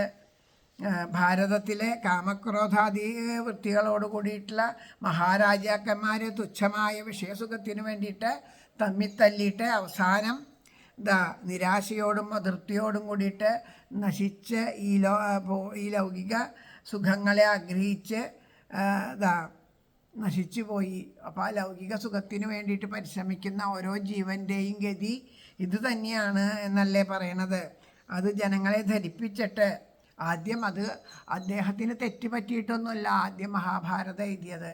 അദ്ദേഹം ഭാരതത്തിലില്ലാത്തത് വ്യാസോച്ഛിഷ്ടം ജഗത് സർവം എന്ന് പറഞ്ഞ വ്യാസൻ തൊടാത്തതൊന്നുമില്ല, ആ ഭാരതത്തിൽ പറയാത്തതൊന്നുമില്ല. ആ ഭാരത കഥകളൊക്കെ കേട്ട് കഴിഞ്ഞിട്ട് മനസ്സിലാക്കുക. ഇങ്ങനെയൊക്കെ ആയിട്ടും അവസാനം എന്തുണ്ടായി? എല്ലാവരും പരസ്പരം ലൗകിക ആസക്തരായിട്ട് പലതും നേടാൻ വേണ്ടി തമ്മിത്തല്ല് കൂടിയിട്ട് പരസ്പരം യുദ്ധം ചെയ്ത് മരിച്ചു. ലൗകിക സുഖങ്ങളെ ആഗ്രഹിച്ചിട്ട് നശിച്ചു പോവുകയാണ് ഉണ്ടായത്. അപ്പോൾ അതിൽ നിന്ന് അങ്ങനെ നശിക്കാതെ എങ്ങനെ അതിൽ നിന്ന് കരകയറാം എന്നതിനാണ് വീണ്ടും ഭാഗവതത്തിലൂടെ നമുക്ക് പറഞ്ഞു തരുന്നത്. അപ്പോൾ ശ്രദ്ധയോടുകൂടി ഹരിസ്മരണം ചെയ്യുന്നവന് മാത്രമേ ഈ ലൗകിക ആസക്തി നീങ്ങിയിട്ട് അവന് ആ ഭഗവാന്റെ പാതാരവിന്ദത്തിൽ ഭക്തി ഉണ്ടായിട്ട് തീരുള്ളൂ. അത് ശ്രദ്ധയോട് കൂടിയിട്ട് ഭാഗവതമൊക്കെ കേൾക്കുക വേണ്ടത്. ഹരിപാദ സ്മരണം ഉണ്ടായിക്കഴിഞ്ഞാൽ ക്രമേണ അതിൽ നിന്ന് ഉയർന്ന് അത് ആനന്ദഭാവത്തിലേക്ക് കൊണ്ടുവരികയാണ് ചെയ്യണത്. അപ്പം അതുകൊണ്ട് ആ വിശേഷബുദ്ധി ഇല്ലാണ്ട് എങ്ങനെയാണ് ഹരിസ്മരണം ചെയ്യേണ്ടതാണെന്ന് വിശേഷബുദ്ധി ഇല്ലാണ്ട് പോയ ജന്തു ഉണ്ടല്ലോ, അതായത് ആ പ്രാണിവർഗത്തെക്കുറിച്ച് വ്യസനിക്കുകയാണ് വേണ്ടത്. വിശേഷബുദ്ധിയുള്ള മനുഷ്യജന്മം. അപ്പോൾ ജന്തുക്കൾ പോലും നമ്മൾ കേട്ടിട്ടുണ്ട് അല്ലേ, ഗുരുവായൂർ കേശവൻ എന്നുള്ള ആനയെ പറ്റിയിട്ട് അവർക്ക് പോലും പൂർവ്വജന്മസ്മൃതി ഉണ്ടായിട്ട്. നമ്മളിപ്പോൾ ഗജേന്ദ്രൻ്റെ കഥയൊക്കെ അവിടെ നിൽക്കട്ടെ, ഈ ഗുരുവായൂർ കേശവൻ ഈ അടുത്ത കാലത്തല്ലേ, അത് അടുത്ത കാലം വരെ ജീവിച്ചിരുന്നു. ആ ജീവന് പോലും ഭഗവാന്റെ ആ മഹത്വത്തിനെ തിരിച്ചറിഞ്ഞ് ഭഗവാനെ നമസ്കരിക്കാനൊക്കെ ആ ജീവൻ പോലും ഭഗവാനിൽ ചേർന്ന ഒരു ഇത് അനുഭവമുള്ളവർ ഇന്നും ജീവിച്ചിരിക്കണവരുണ്ട് അല്ലേ. അങ്ങനെയുള്ള ഇതുണ്ട്. അപ്പോൾ ഈ അങ്ങനെ വിശേഷബുദ്ധിയുള്ള ഈ മനുഷ്യജന്മം ലഭിച്ചിട്ട് പോലും ആ ഭഗവാനിൽ ഭക്തിയില്ലാത്തവരെ ഇനി എത്രയെത്ര ജന്മങ്ങൾ ലഭിച്ചാലാണ് അവർ ഈ ജനന മരണങ്ങളിലെ ഈ ദുരിതങ്ങളിൽ നിന്നും ദുഃഖങ്ങളിൽ നിന്നൊക്കെ മോചനം നേടുക എന്ന് പറയാൻ പറ്റില്ല. കാരണം അത്രയും പരിശുദ്ധമായ മനുഷ്യജന്മം കിട്ടിയിട്ടും ഈശ്വരനെ ആശ്രയിക്കണില്ല, ഈശ്വരൻ്റെ പാതാരവിന്ദങ്ങളെ ആശ്രയിക്കണില്ല, നാമം ജപിക്കണില്ല, ഭഗവത് കഥകൾ കേൾക്കണില്ല, സത്സംഗത്തിലിരിക്കണില്ല എന്ന് വെച്ചാൽ അവൻ്റെ ജീവിതം വ്യർത്ഥം തന്നെയാണ്, നിഷ്പ്രയോജനമായിട്ട് തീരുകയാണ്. അപ്പോൾ അവരുടെ ജീവിതം പരമപുരുഷാർത്ഥത്തിന് ഉപയോഗമായി തീരാത്തത് കൊണ്ട് അവർ എത്ര കാലം ജീവിച്ചിരുന്നാലും യാതൊരു പ്രയോജനവും ഇല്ല എന്ന് പറയാം. അതുകൊണ്ട് അല്ലയോ മഹർഷേ, അവതാരങ്ങളിൽ നടത്തിയ പരിശുദ്ധ വ്യാപാരങ്ങളിൽ നിന്നുണ്ടായി നിർമ്മല കീർത്തിയെ ലോകത്തിൽ ഉറപ്പിച്ച് അവയുടെ ശ്രവണത്തിനും കീർത്തനാദികൾക്കും ശ്രദ്ധിക്കുന്ന ജനങ്ങൾക്ക് പരമാനന്ദം നൽകിയിട്ട് നിശേഷ സങ്കടങ്ങളെ തീർത്ത് രക്ഷിക്കുന്ന ഭഗവാന്റെ കഥയുണ്ടല്ലോ, ആ കഥയെ അങ്ങ് ഞങ്ങൾക്ക് വേണ്ടിയിട്ട് പറയാൻ അങ്ങ് കാരുണ്യം ഉണ്ടാവണം എന്ന് പറയണു. ലോകത്തെ സൃഷ്ടിച്ച് രക്ഷിച്ച് സംഹരിക്കുന്ന പ്രയോജനത്തിനായിട്ട് ഓരോ സ്വരൂപത്തെയും അതാത് കാര്യങ്ങളെ സാധിക്കാൻ മതിയായിട്ട് ശക്തിയെയും സ്വീകരിച്ച ഭഗവാൻ ശ്രീഹരി മനുഷ്യർക്ക് സാധിക്കാൻ കഴിയാത്ത ഏതൊരു കർമ്മങ്ങളെ ചെയ്തിട്ടുണ്ടോ അതൊക്കെ ഒന്ന് പറഞ്ഞു തരണം. മനുഷ്യർക്ക് പറ്റാത്ത പല അത്ഭുത കർമ്മങ്ങളും ഭഗവാൻ ചെയ്തിട്ടുണ്ട് എന്ന് ഞാൻ കേട്ടിട്ടുണ്ട്. അപ്പോൾ അതിനെ പറ്റിയിട്ടൊക്കെ ഒന്നുകൂടി പറഞ്ഞു തരണം എന്ന് പറയാണ്. അങ്ങനെ വിതുരർ ചോദിച്ചപ്പോൾ ഇതൊക്കെ ലോകത്തിന് അവനവൻ്റെ സ്വാർത്ഥമായിട്ടുള്ള ഒരു സ്വാർത്ഥ താല്പര്യത്തിന് വേണ്ടിയിട്ടല്ല ചോദിച്ചത്. വിതുരരെ എന്തിനു വേണ്ടിയിട്ടാണ്? ലോകനന്മയ്ക്ക് വേണ്ടിയിട്ടാണ് ചോദിച്ചത്.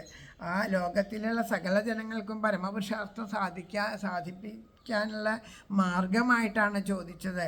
അപ്പോൾ ആ വിതുരരെ ബഹുമാനത്തോടു കൂടിയിട്ട് ആദരിച്ചുകൊണ്ട് മൈത്രേയൻ പറയാൻ തുടങ്ങണു. ആ ഭാഗങ്ങൾ നമുക്ക് ഇനി ആ ഭാഗങ്ങളാണ് നമ്മൾ പാരായണം ചെയ്യേണ്ടത്. സർവത്ര ഗോവിന്ദനാമ സങ്കീർത്തനം, ഗോവിന്ദ ഗോവിന്ദ.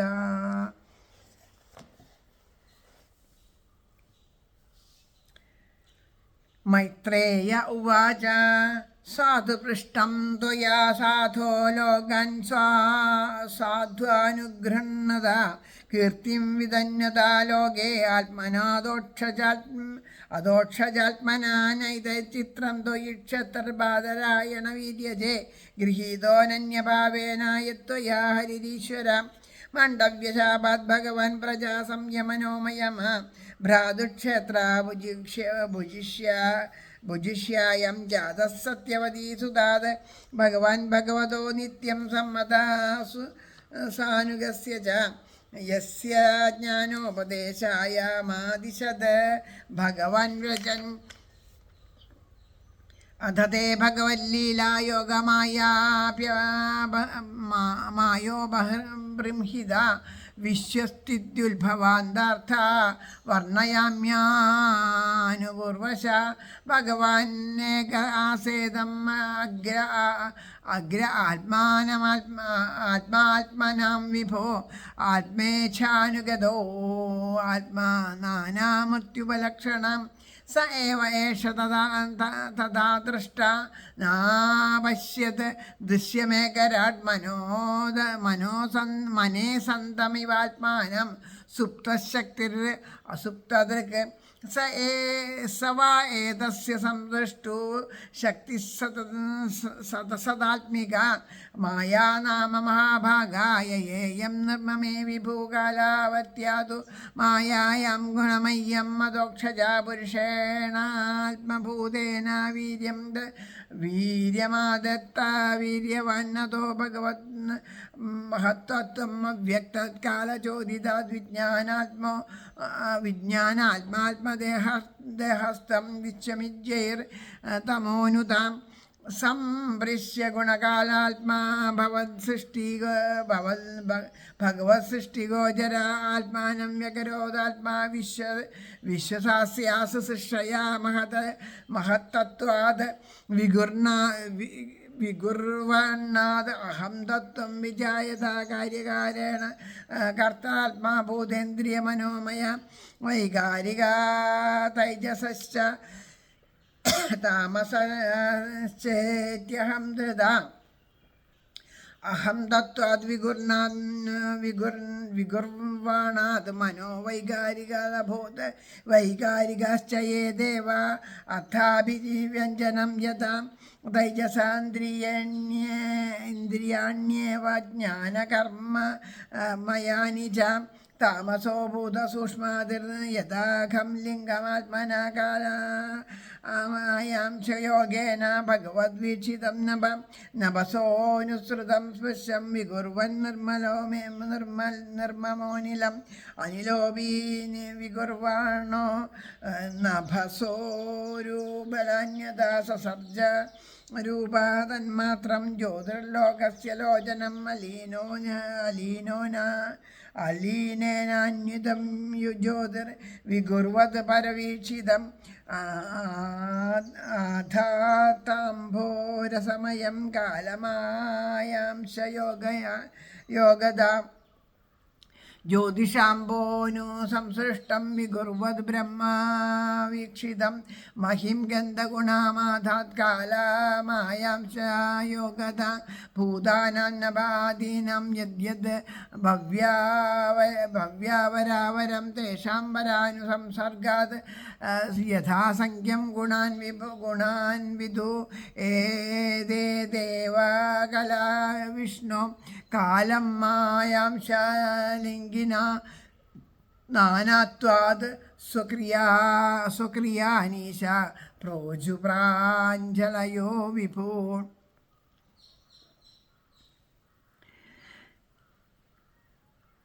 ദേവ ഊജു നമാമ തേ ദേവപരപദാരവിന്ദം പ്രപന്നതാപോപശമാതപത്രം യന്മൂലകേതോ യതയോജ്ഞസോരു സംസാരദുഃഖം വൈർ ഉത്ക്ഷിപന്തി ഹൃദയതസ്മിൻ ഭവൈശ ജീവോ താപത്രയേണാഹിവഹദാന ശർമ്മ ആത്മല്ലഭേ ലഭന്തേ ഭഗവൻ തവാംഘ്രീഛായാം സവിദ്യാം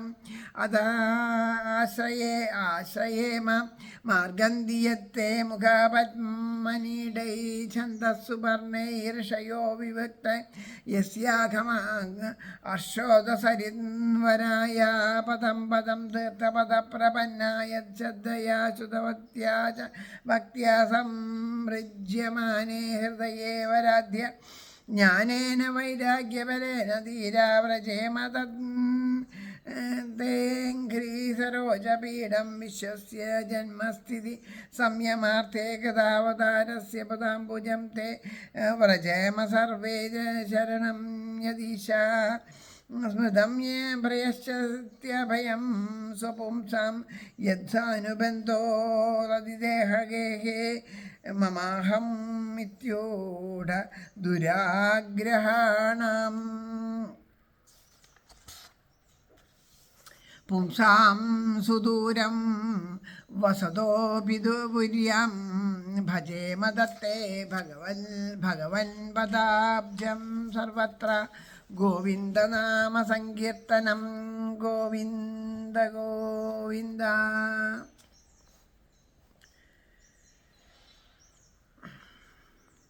മൈത്രേയൻ പറഞ്ഞു, ലോകാനുഗ്രഹമാം ചോദ്യം തന്നെ ചോദിച്ചു സാധു നീ. അധോക്ഷജപ്രേമി നിൻ പേർ പരക്കും പാരിലെങ്ങുമേ. ഇല്ലാശ്ചര്യം വിതുരാ നീ വേദ ബാദരായണ വീര്യജൻ. നിന്നാൽ അന്യഭാവത്തിൽ ഗൃഹീതൻ ഹരീശ്വരൻ.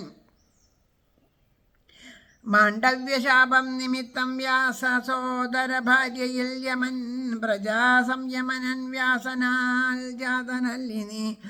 ഭക്തർക്കും ഭഗവാനും നീ ഇഷ്ടൻ ദേഹം ത്യജിക്കവേ. നിന്നോടീശൻ ചൊല്ലി നിനക്കാത്മജ്ഞാനത്തെ നൽകുവാൻ. എന്നോടീശൻ ചൊല്ലി നിനക്കാത്മജ്ഞാനത്തെ നൽകുവാൻ. അതിനാൽ ഭഗവല്ലീല നിന്നോടോദം യഥാക്രമം സൃഷ്ടിസ്ഥിതി ലയോദ്ദിഷ്ടം യോഗമായോപസംബൃംഹിതം.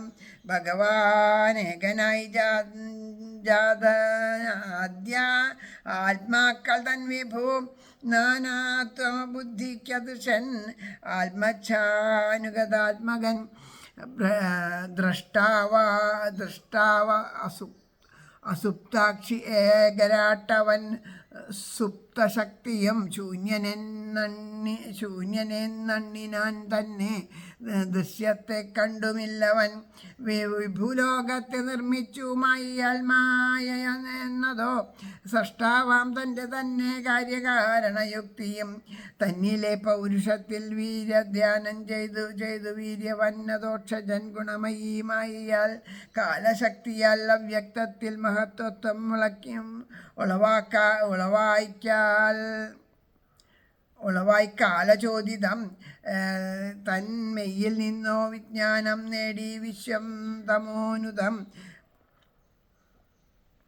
പിംബം ച ഗുണകാലാത്മാവ് അവൻ വിശ്വസൃഷ്ടയാൽ തന്നെത്താൻ വ്യാകരിപ്പിച്ചു ഭഗവത് ദൃഷ്ടിഗോചരൻ. മഹത്വത്വത്തിൽ നിന്നുണ്ടായി ഭൂതേന്ദ്രിയ മനോമയം കാര്യകാരണ കർത്താത്മാവഹം. തത്വമതിൽ പരം വൈകാരികം തൈജസം താമസമെന്നുണ്ട് മൂന്നാം. വൈകാരികാഹത്തിൽ നിന്നും മനസ്സും ദേവവംശവും അവയാലുള്ള ശബ്ദങ്ങൾ അർത്ഥങ്ങൾ മുതലായതും ജ്ഞാനേന്ദ്രിയ ഗ്രാമം തൈജസം തന്നെ. എങ്കിലും തമസ്സിൽ ജാതയായി ഭൂതസൂക്ഷ്മ ശബ്ദം അതിൽ ഘവും.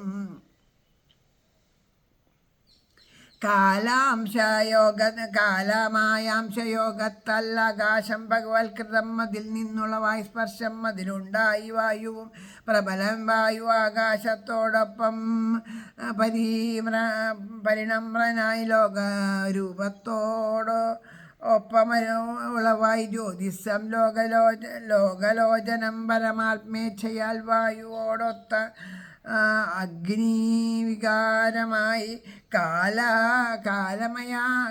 കാലമയാംശങ്ങൾ ചേർന്നു വെള്ളമായി രസാത്മകം പരബ്രഹ്മേച്ഛയാലുണ്ടായി തീയൊത്ത അംഭോവികാരമായി. കാലമായാംശങ്ങൾ ചേർത്തു മഹിത് ഗന്ധഗുണാത്മകം. ഭൂതങ്ങളിൽ പൂർവികത്തിൻ ഗുണമുണ്ടപരത്തിനും ക്രമാനുഗതമായി കൂടും. സംസാരത്താൽ ഗുണത്തുക തൊഴുതു വിഷ്ണുകലകൾ കാലമായ അംശലിംഗികൾ വിഷ്ണുവോടോതി. നാനാത്വാൽ ക്രിയാശക്തിയൊഴിഞ്ഞവർ ദേവന്മാർ പറഞ്ഞു. സംസാര ദുഃഖം പുറമയ്ക്കുതല്ലാൻ നിൻ പാദപത്മം ഭജിപ്പു. പ്രപന്നതാപോപശമ ആതപത്രാമാതിന്നിതാ ഞങ്ങൾ നമിപ്പുദേവ. താപത്രയത്താൽ പൊരിയും ജനങ്ങൾക്കില്ലാത്മസംശാന്തി ജഗൽപിതാവേ. അക്കാരണാൽ ജ്ഞാനമയം തദംക്രീ ഛായാതലം ഞങ്ങൾ സമാശ്രയിപ്പൂ. തപസ്സിമാർ നിൻ മുഖപത്മാമീട ഛന്ദസ്സു പർണങ്ങളിലൂടെയെന്നോ തേടുന്നതാ പാപഹരാംബുമൂലം. നിൻ തീർത്ഥപാദത്തെ നമിപ്പു ഞങ്ങൾ. സംശദ്ധരായി നിൻകഥ കേട്ടു ഭക്തി ശുദ്ധീകൃത ധ്യാന നിമഗ്നചിത്തർ ജ്ഞാനോർത്ഥ വൈരാഗ്യമിയെന്നു ഞങ്ങൾ വിരിപ്പു നിന്നങ്കൃ സരോജപീഠം പാരിൻ്റെ ജന്മസ്ഥിതി സംയമാർത്ഥം പിറന്നു നിന്റെ പിറന്ന നിന്റെ പദാബ്ജമെന്നും സ്മരിച്ചിടുന്നോർക്കരുളുന്നു മോക്ഷം വരിപ്പതാ കാലടി ഞങ്ങളീശ ഞാനെൻ്റെ ഈ നശ്വരതാനുബന്ധ ദുരാഗ്രഹം കൊൾവവർ തൻ മനസ്സിൽ വസിക്കിലും നീ ബഹുദൂരവൃത്തി ഭജിപ്പതാ നിൻ പദപത്മമെങ്ങൾ ശ്രീഹരയേ നമ.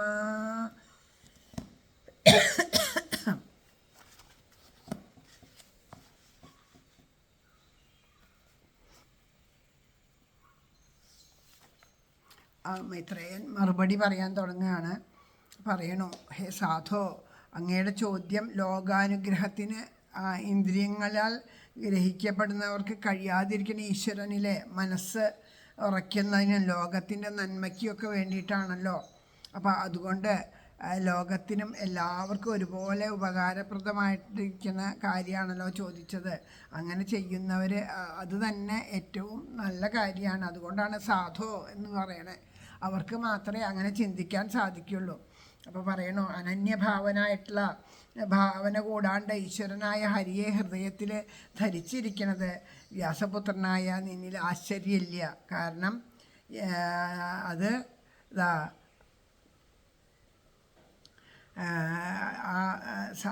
കാരണം എന്താണെന്ന് വെച്ചാൽ ആരാണ് വിതുരർ ആരാണെന്ന് പറയാണ്. ധർമ്മരാജാവിൻ്റെ അംശാവതാരമായതുകൊണ്ടാണ് ഈ വിധം ഭഗവത് ഭക്തി ഉണ്ടായതെന്ന് ആശ്ചര്യപ്പെടാനില്ല. പിന്നെ ആ മാണ്ഡവ്യമുനി ശപിച്ചത് നിമിത്തം സാക്ഷാൽ ഭഗവാൻ യമൻ വ്യാസരുടെ സഹോദരനായ വിചിത്രവീര്യൻ്റെ ഭാര്യയായിരുന്ന ഒരു ദാസിയിൽ ശൂദ്രസ്ത്രീയിൽ വ്യാസവീര്യത്തിൽ നിന്ന് ജനിച്ചവനാണല്ലോ.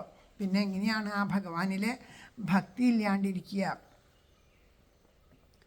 അപ്പോൾ ആ മാണ്ഡവ്യന് എങ്ങനെയാണ് ശാപം ഉണ്ടായെന്ന് വെച്ചാൽ, ബാലനായിരിക്കുന്ന സമയത്ത് കാലത്ത് എന്ത് ചെയ്താന്ന് വെച്ചാൽ ഈച്ചയെ ഈർക്കിലിയിൽ കോർത്ത് കളിച്ചു.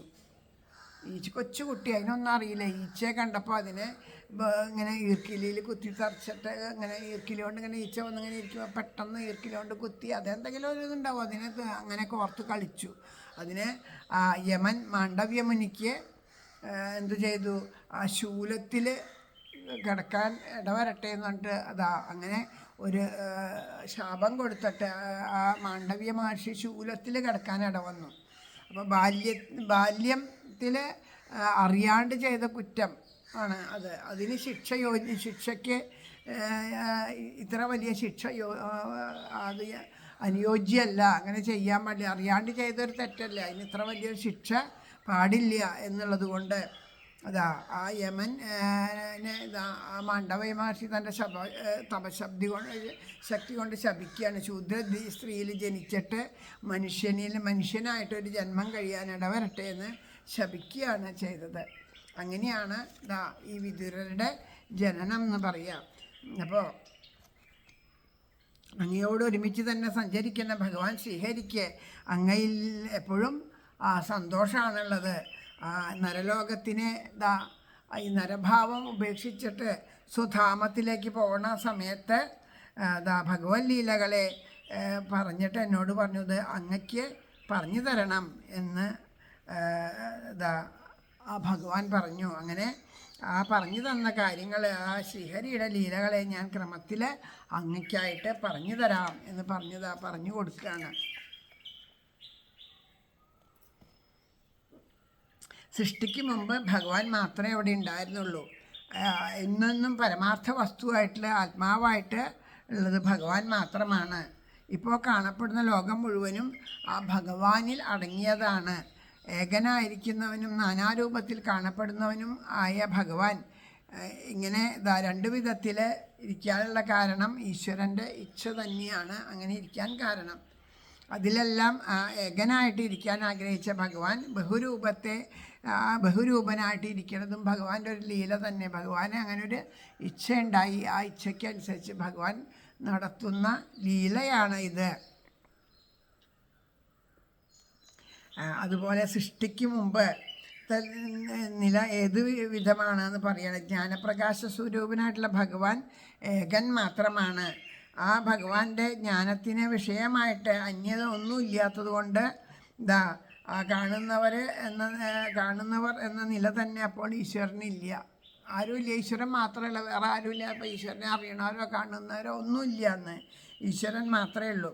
അപ്പോൾ ആ ഒരു ഭഗവാന് ആ സമയത്ത് ഭഗവാൻ ഒരു ഇച്ഛയുണ്ടായി, സൃഷ്ടി നടത്തണം എന്നുള്ള ഒരു ഇച്ഛയുണ്ടായി. അങ്ങനെ ഏകനായിരിക്കണ ഈശ്വരൻ അനേകനായിട്ട് ഭവിക്കണം എന്നൊരാഗ്രഹം ഉണ്ടായി. അങ്ങനെയാണ് ഭഗവാൻ പ്രപഞ്ച സൃഷ്ടികൾ ചെയ്യാനായിട്ട് ആരംഭിച്ചത്. അങ്ങനെ സൃഷ്ടി ചെയ്യാൻ വേണ്ടിയിട്ട് എന്ത് ചെയ്തു? ആ ഭഗവാന്റെ തന്നെ ഒരു ഭാവമായിട്ടുള്ള മായയെ ആദ്യം പ്രകടമാക്കി. മായയാണ് ഈ സർവപ്രപഞ്ചവും ഉണ്ടെന്നൊരു തോന്നൽ മാത്രമാണ്, ശരിക്കും ഇല്ലാത്തതാണ്, പക്ഷെ ഉണ്ട് എന്നുള്ളൊരു തോന്നൽ. അതിനായി ആദ്യത്തെ സൃഷ്ടി അങ്ങനെ ആണ് സൃഷ്ടി ചെയ്തത്. അപ്പോൾ കാലം എന്ന് പേര് നൽകി ആണ് ഏതൊന്നിനെ രൂപപ്പെടുത്തുന്ന ശക്തിവിശേഷമുണ്ട്. ആ ശക്തിവിശേഷത്തിൻ്റെ പേരാണ് കാലം എന്ന്. പിന്നെ ആ ഓരോന്നും അതായത് ഇപ്പോൾ ഒരു വിത്ത് എന്തെങ്കിലും ഒരു സാധനം ഭൂമിയിൽ കുഴിച്ചിട്ടാൽ അതിൻ്റെ കാലമാകുമ്പോൾ അത് മുള പൊട്ടിയിട്ട് പുറത്തു വരും. എന്നിട്ട് ആ വിത്ത് ചിലപ്പോൾ നമ്മൾ ഒരു കുഞ്ഞ് വിത്ത് മുളച്ചിട്ടുണ്ടാവുക അല്ലേ, കുത്തിയൊക്കെ കുഴിച്ചിട്ടുണ്ടാവും. അത് വളർന്ന് പന്തലിച്ച് വലിയൊരു ആൽവൃക്ഷമായിട്ട് മാറണ കാണാം. അപ്പോൾ വിത്തിനും മരത്തിനും തമ്മിൽ ഒരു ബന്ധം തന്നെ ഇല്ലാത്ത പോലെ തോന്നും നമുക്ക്. അതുപോലെയാണത്. അങ്ങനെയുള്ള ആ ഒരു വിത്തിൻ്റെ രൂപത്തെ മാറ്റിയിട്ട് മുളയുടെ രൂപത്തിലുണ്ടാക്കി. പിന്നെ കുറേ ദിവസം കൊണ്ട് അതിൻ്റെ മറ്റൊരു രൂപം മാറ്റി. അങ്ങനെ ആ മാറ്റമുണ്ടല്ലോ, ആ മാറ്റുന്നതിനെയാണ്, അതിനുള്ള ആ ഒരു ശക്തിവിശേഷത്തിനാണ് കാലം എന്ന് പറയണത്. അപ്പോൾ ഈ ശക്തിയുടെ ഒന്നാമത്തെ വികാസം ഇതാണ്. അത് കഴിഞ്ഞിട്ട് സത്വം, രജസ്, തമസ് എന്നീ ഗുണങ്ങളുണ്ടായി. പിന്നെ ആ ഗുണരൂപമായിട്ട് അതിൽ നിന്ന് ഭഗവാൻ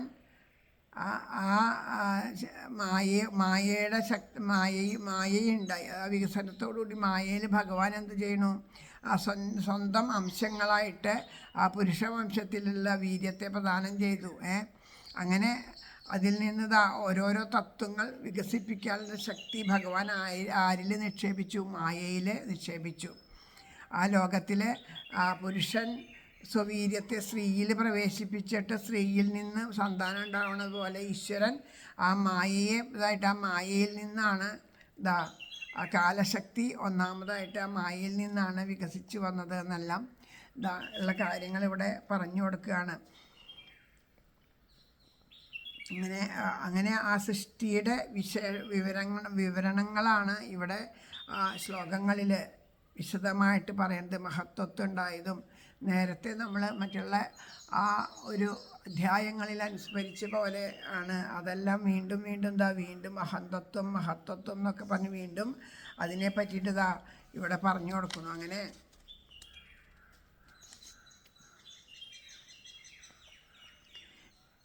നമ്മൾ ആദിഭൗതികം, ആദിദൈവികം, ആധ്യാത്മികം എന്നൊക്കെ പറഞ്ഞാൽ ആദ്യത്തിൽ പറയില്ല, അത് തന്നെയാണ് വീണ്ടും ഇവിടെ 3 നാമധേയങ്ങൾ ഉണ്ടായതൊക്കെ ആയിട്ട് വീണ്ടും അതൊന്നുകൂടി പറയാണ്. ഏകമായ ഹത്വത്വം, ഭൂതം, ഇന്ദ്രിയങ്ങൾ, ദേവതകൾ എന്നിങ്ങനെ ഉൽപ്പത്തിക്ക് കാരണമായി സാത്വിക അഹങ്കാരം, രാജസ അഹങ്കാരം, താമസ അഹങ്കാരം, ഇങ്ങനെ അഹന്തത്വം 3 വിധത്തിലായി. സാത്വിക തത്വം നിമിത്തം സാത്വികം, രജസിൻ്റെ തത്വം ആധിക്യം, അതുപോലെ രജസിൻ്റെ ആധിക്യ നിമിത്തം രാജസം ഉണ്ടായി, തമസിൻ്റെ ആധിക്യത്താൽ താമസം ഉണ്ടായി എന്നൊക്കെ പറഞ്ഞ് മുമ്പ് പറഞ്ഞ കാര്യങ്ങൾ ഒന്നും കൂടിയും ഇവിടെ അനുസ്മരിക്കുന്നു. അങ്ങനെ അറിവിനും പ്രവൃത്തിക്കും കാരണങ്ങളായിട്ടിരിക്കുന്ന ജ്ഞാനേന്ദ്രിയങ്ങളുണ്ടായി, കർമ്മേന്ദ്രിയങ്ങളുണ്ടായി. അഹംതത്വത്തിൽ നിന്നുണ്ടാവുകയാണ് ഇതെന്ന് പറയണു. ആകാശാദി സ്ഥൂലഭൂതങ്ങൾ, ശബ്ദാദികളായിട്ടുള്ള സൂക്ഷ്മ തന്മാത്രകളൊക്കെ താമസ അഹം തത്വത്തിൽ നിന്നാണ് ഉണ്ടായത് എന്നെല്ലാം ഓരോരോ ശ്ലോകങ്ങളിലൂടെ ആ സൃഷ്ടികളെ പറ്റിയിട്ടാണ് പിന്നെയുള്ള ശ്ലോകങ്ങളിലൂടെ ഇങ്ങനെ വർണ്ണിക്കുന്നത്. അങ്ങനെ സർവത്ര വ്യാപിച്ചു കിടക്കുന്ന ആ ഭഗവാന്റെ അംശത്തിൽ നിന്നുണ്ടായവരും കാലത്തിൻ്റെ ലക്ഷണമായിട്ടുള്ള വികാരവും മായയുടെ ലക്ഷണമായിട്ടുള്ള വിക്ഷേപവും ഭഗവത് അംശലക്ഷണങ്ങളായിട്ടുള്ള ചൈതന്യമുള്ളവരും ആ മഹതാദി തത്വങ്ങളുടെ അഭിമാനികളുമായിട്ട് ദേവന്മാർ, ആ നാനാവിധത്തിലുള്ളതായിട്ടുള്ള ദേവന്മാരുണ്ടായി. അങ്ങനെ ആ ദേവന്മാർ അന്യോന്യം ആ ബ്രഹ്മാണ്ടത്തെ അതായത് ആ ദേവന്മാരുണ്ടായി. അപ്പോൾ ആ ദേവന്മാർ പിന്നീട് ഭഗവാനോട് പ്രാർത്ഥിക്കുകയാണ്. അങ്ങനെ ആ ദേവന്മാർ, അല്ലയോ ഭഗവാനെ, ശരണം പ്രാപിക്കുന്നവരുടെ ആധ്യാത്മികവും അതിദൈവികവും അതിഭൗതികവുമായിട്ടുള്ള ആ ദുഃഖങ്ങളെ തീർത്ത് രക്ഷിക്കുന്ന അങ്ങയുടെ പാദപത്മങ്ങളെ ഞങ്ങൾ നമസ്കരിക്കുന്നത്.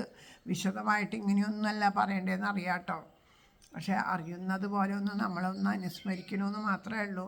അതും ഞാൻ പറഞ്ഞല്ലോ, ഭാഗവതത്തിൽ തന്നെ പണ്ഡിറ്റ് ഗോപാലൻ നായരുടെ ഒരു പുസ്തകമുണ്ട്, അത് നോക്കിയിട്ടാണ് ഞാനത് പറഞ്ഞു തരണത്. പലതും അതിൽ നോക്കിയിട്ട് അറിയും, അല്ലാണ്ട് സംസ്കൃതമൊന്നും എനിക്ക് അറിയില്ല. ഇത് കൊതി കൊണ്ട് മാത്രമാണ്, അത് ഇടയ്ക്കിടയ്ക്ക് ഞാനിങ്ങനെ ഓർമ്മിപ്പിക്കുകയാണ്. അപ്പോൾ കുട കയ്യിൽ പിടിച്ചവരെ സൂര്യൻ്റെ ചൂട് ബാധിക്കാത്തതുപോലെ അങ്ങയുടെ പാദത്തെ ആശ്രയിച്ചവരെ താപങ്ങൾ ബാധിക്കണില്ല. ആ പാദത്തെ ആശ്രയിക്കുന്ന ഞങ്ങളുടെ താപത്തെ തീർത്ത് രക്ഷിക്കണം എന്നത് ആ ദേവന്മാരെ പ്രാർത്ഥിക്കുകയാണ്.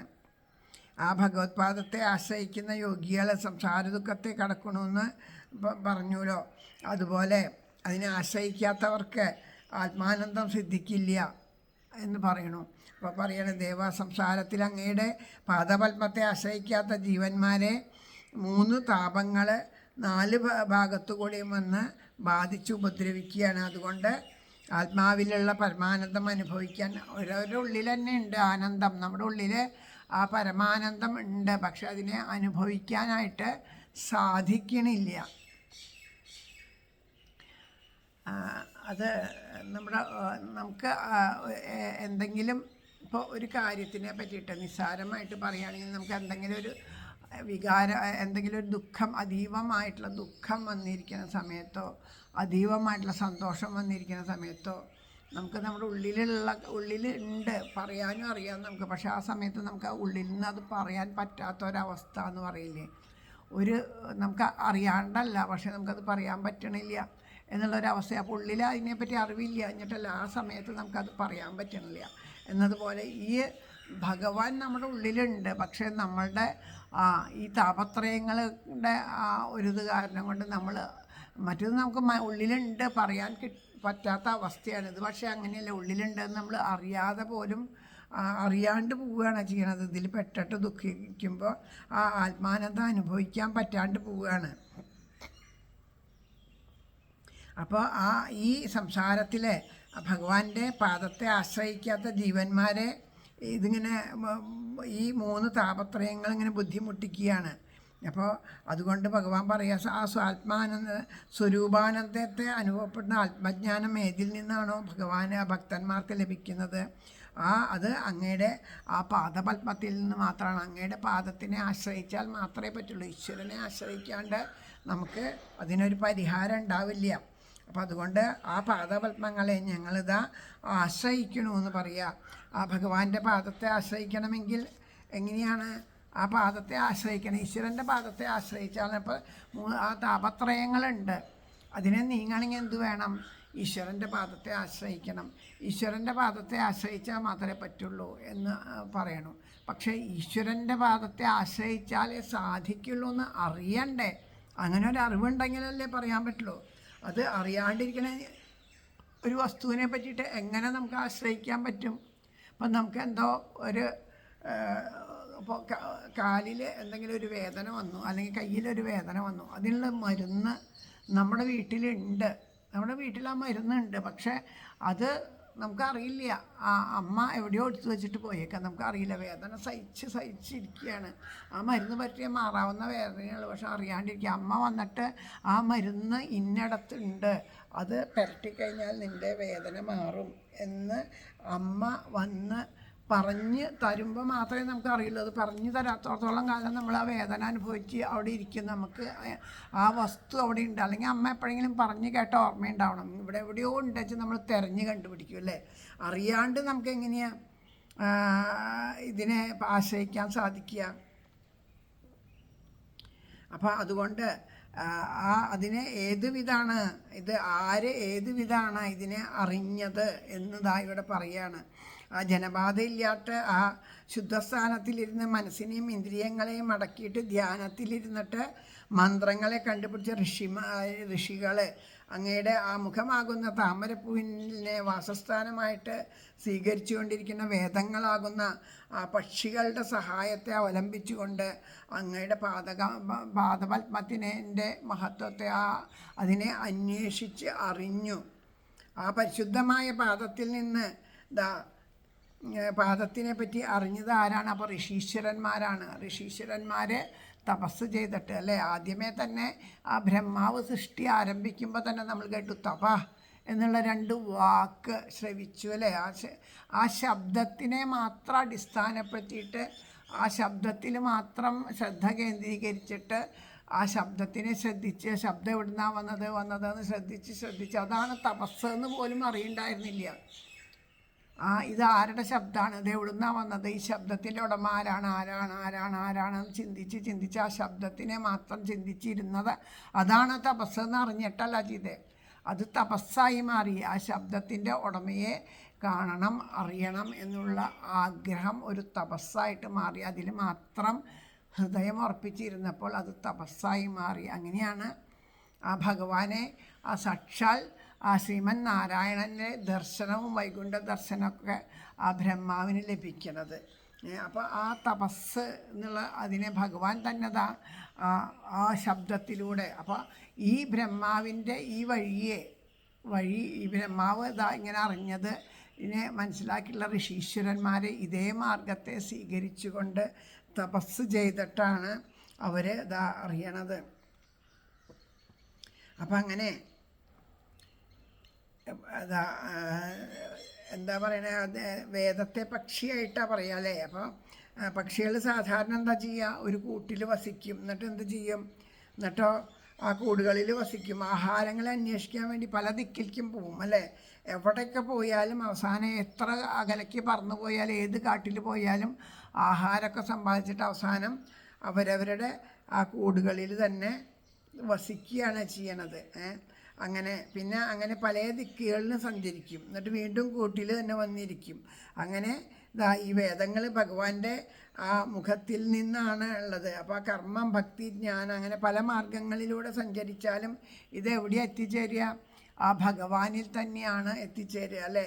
കർമ്മത്തിലൂടെയോ ഭക്തിയിലൂടെയോ ജ്ഞാനത്തിലൂടെയോ ഏത് വഴിയിലൂടെ ആയാലും ആ മാർഗം ഏതായാലും അവസാനം എത്തിച്ചേരുന്നത് ആ ഭഗവാനിൽ തന്നെയാണ് എന്നുള്ളതാണ്.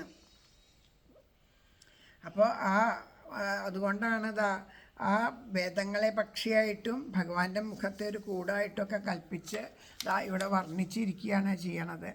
അങ്ങനെ ശ്രദ്ധയോടുകൂടി ചെയ്ത കഥാശ്രവണത്തിൽ നിന്നുണ്ടായ ഭക്തി കൊണ്ട് കാമാദി ദോഷങ്ങളൊക്കെ നശിച്ചിട്ട് അപ്പോൾ ആ ഭഗവാന്റെ പാദത്തിനെ തിരിച്ചറിഞ്ഞത് ആരാ? ഋഷീശ്വരന്മാർ.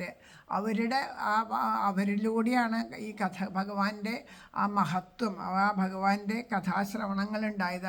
അതിൽ നിന്ന് അത് കേട്ടാണ് നമ്മൾക്ക്, ആ ശ്രവണത്തിലൂടെയാണ് നമുക്ക് ഈശ്വരനെ പറ്റിയിട്ട് ഓരോ ജീവനും അറിയണത്. അത് അറിയുമ്പോൾ വീണ്ടും വീണ്ടും കേൾക്കാൻ കൊതിച്ച് കുറേ കേട്ട് കഴിയുമ്പോൾ എന്താവുക, ശ്രവിക്കുക.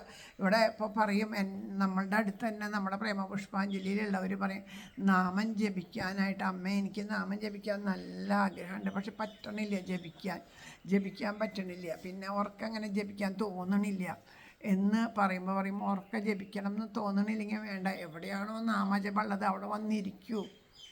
പറ്റുന്ന സമയത്തൊക്കെ ഇരുന്ന് നാമജപം കേൾക്കൂ. നാമജപം കേട്ട് എപ്പോഴും ഇങ്ങനെയൊക്കെയാണോ കേൾക്കാൻ സൗകര്യം? ഇന്നൊക്കെ മാധ്യമങ്ങൾ ധാരാളമാണ്, എപ്പോഴും കേട്ടുകൊണ്ടേയിരിക്കുക. കേട്ട് കുറേ കേട്ട് കഴിയുമ്പോൾ ശ്രവണത്തിൻ്റെ ഫലമാണ് കീർത്തനം. നമ്മളറിയാണ്ട് ആ നാമം നമ്മുടെ ഉള്ളിലിങ്ങനെ മുഴങ്ങിക്കൊണ്ടിരിക്കും. പിന്നെ അതിങ്ങനെ പുറത്തേക്ക് വന്ന് ആ നാമം അപ്പോൾ ധാരാളം കേട്ടാൽ മതി. ആദ്യം കേൾക്കാനായിട്ട് ശ്രമിക്കുക. പറ്റുന്നിടത്തൊക്കെ ഇരുന്ന് കേൾക്കുക. അതും മഹാത്മാക്കളുടെ മുമ്പിലിരുന്ന് കേൾക്കാൻ സാധിക്കുക, ചില ദിവ്യക്ഷേത്രങ്ങളിലിരുന്ന് കേൾക്കാൻ സാധിക്കുക. അതൊക്കെ ഗംഭീരമാണ്.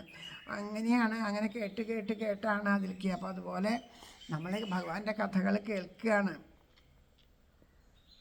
അങ്ങനെ കേട്ട് ഭഗവാന്റെ ആ പാദപത്മം നമ്മളുടെയൊക്കെ ആ ഹൃദയത്തിലെ പുരുഷാർത്ഥമായിട്ടുള്ള മോക്ഷത്തിന് നൽകുന്ന ആ പാദപത്മത്തിനെ പറ്റി കേട്ട് അത് നമ്മുടെ ഹൃദയത്തിൽ ഉറച്ചിട്ട് നമ്മുടെ ഉള്ളിൽ ആ പാദത്തിനോടുള്ള ഒരു പരമമായ പ്രേമം ഉണ്ടാവണം. അതിനെ തന്നെയാണ് ഭക്തി എന്ന് പറയണത്.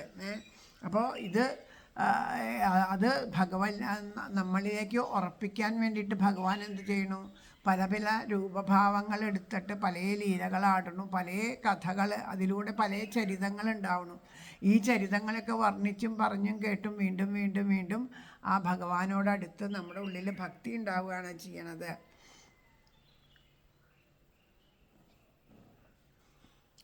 ആസുരിക ഭാവത്തോടെ ജനിച്ചവർക്ക് ചിലപ്പോൾ ആ ഭഗവാന്റെ പാദപത്മത്തെ ഭജിക്കാനായിട്ട് സാധിക്കില്ല. അപ്പോൾ അവർക്ക് അപ്പോൾ അതുകൊണ്ട് അവർക്ക് ആ പാദപത്മങ്ങളത്തെ ആശ്രയിച്ചിട്ടില്ലെങ്കിൽ അവർക്ക് ആശ്രയിക്കാൻ സാധിക്കണില്ല എന്ന് പറയണ്ടല്ലോ. അങ്ങനെയാണെങ്കിൽ പുത്രമിത്രാദികളായ അനുബന്ധങ്ങളോട് കൂടിയിട്ടുള്ള ഞാൻ, എൻ്റെ ധനം, എൻ്റെ ബന്ധുക്കൾ എന്നുള്ള ഭാവത്തോടു കൂടിയിട്ട് നമുക്ക് ഉണ്ടാവുണ്ടല്ലോ. അങ്ങനെയുള്ളവരുടെ ഹൃദയഗുഹയിൽ അങ്ങ് വിളങ്ങുന്നുണ്ടെങ്കിലും ആ മലിനവാസനകളെ കൊണ്ട് അന്ധക്കരണം മുഴുവനും മലിനമായതുകൊണ്ട് അങ്ങയെ ഭജിക്കാനായിട്ട് അവർക്ക് സാധിക്കണില്ല. അപ്പോൾ അങ്ങയുടെ പദാരവിന്ദം എത്രയോ ദൂരെ ആയിരിക്കണ പോലെ അവർക്ക് അപ്രാപ്യമായിരിക്കണം. അങ്ങനെ ഒന്നും ഇല്ല എന്ന് തന്നെ. കാരണം അവർക്ക് അറിയണില്ല. നേരത്തെ പറഞ്ഞ ഉദാഹരണം തന്നെ, അമ്മ അവിടെ മരുന്ന് കൊണ്ടുവന്ന് വച്ചിട്ടുണ്ടെന്ന് പറഞ്ഞു. അപ്പോൾ അമ്മ പറയണു ഇന്ന ദിക്കിൽ ഇരിക്കുന്നുണ്ട് ആ മരുന്ന് എന്ന് പറഞ്ഞു. നമ്മൾ ആ മരുന്ന് അവിടെ ഇരിക്കണത് ശ്രദ്ധിക്കാണ്ട് അതിൻ്റെ പിന്നെ മുകളിൽ കുറേ ആ ഒരു കള്ളിയിൽ ആ കള്ളി ഒഴിഞ്ഞിരിക്കുന്നുണ്ടായിരുന്നു. ആ കള്ളിയിൽ ന്യൂസ് പേപ്പറൊക്കെ എടുത്ത് വയ്ക്കാൻ പറഞ്ഞിട്ട് നമ്മൾ ആ ന്യൂസ് പേപ്പറുകളും കണ്ണി കണ്ടതൊക്കെ അതിൻ്റെ മുകളിൽ അടക്കി വെച്ചു. അപ്പോൾ ഈ മരുന്ന് അതിൻ്റെ അടിയിൽ പോയി. അപ്പോൾ അമ്മ പറയണ്ട അവിടെ മരുന്നുണ്ട് എന്ന് പറഞ്ഞാലും നമ്മൾ പറയാം അവിടെയൊന്നും കാണാനില്ല, അവിടെയൊന്നുമില്ല, വെറുതെ പറയാ, ഈ അമ്മ വെറുതെ പറയാ എന്ന് പറയണു. പക്ഷേ പറയണു ഇന്ന സ്ഥലത്താണ് ഞാൻ വച്ചതെന്ന് ഉറപ്പുണ്ടെന്ന് പറയുമ്പോൾ അമ്മയുടെ ആ വാക്കിൽ അമ്മ വെറുതെ പറയില്ല എന്ന് ഉറപ്പുള്ള ഒരാളാണെങ്കിൽ എന്ത് ചെയ്യുക? ആ പേപ്പറൊക്കെ മാറ്റി നോക്കൂലേ? അപ്പോൾ മാറ്റി നോക്കുമ്പോൾ അത് അവിടെ ഇരിക്കുന്നുണ്ടാവും.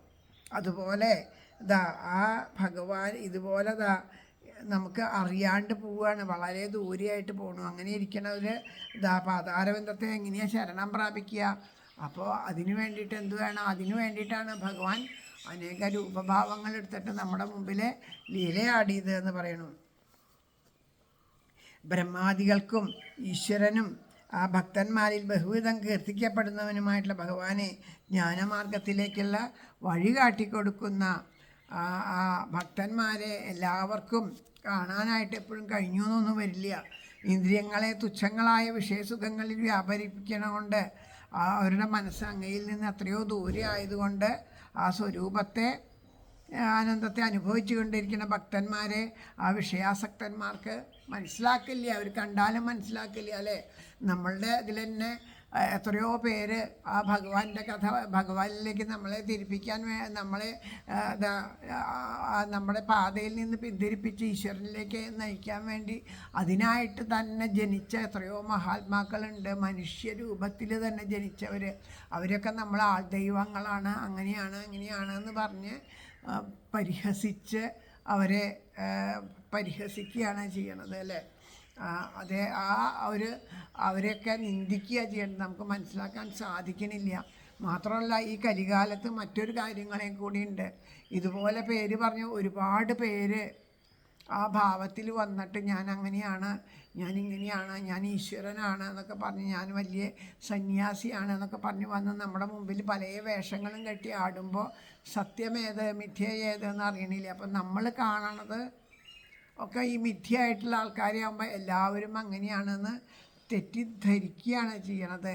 അത് നമ്മൾ ആ സത്യത്തിനെ കണ്ടെത്താൻ നമ്മളിതാ ശ്രമിക്കണില്ല എന്നുള്ളത് കൊണ്ട് തന്നെ നമുക്കതിനെ ബോധ്യപ്പെടണില്ല എന്ന് പറയാം.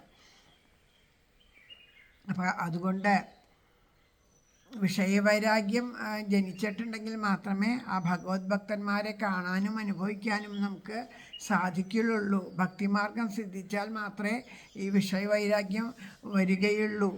അപ്പോൾ ആ വിഷയവൈരാഗ്യം ഒന്നല്ലാണ്ട് ഭക്തസന്ദർശനം സാധിക്കില്ല. അപ്പോൾ എന്താ ഇതിൽ ഇവിടെ പറഞ്ഞ് അവരോട് ചേർന്നാൽ മാത്രമേ വിഷയവൈരാഗ്യം വരുള്ളൂ. അപ്പോൾ അവരോട് ചേരാണ്ട് നമുക്ക് വിഷയവൈരാഗ്യം വരില്ല. രണ്ട് ഭാവം വരുമ്പോൾ എങ്ങനെയല്ലേ? അപ്പോഴൊക്കെയാണ് നമുക്ക് മഹാത്മാക്കൾ പറഞ്ഞു തരുന്ന ഓരോ കഥകൾ പ്രയോജനപ്പെടുക.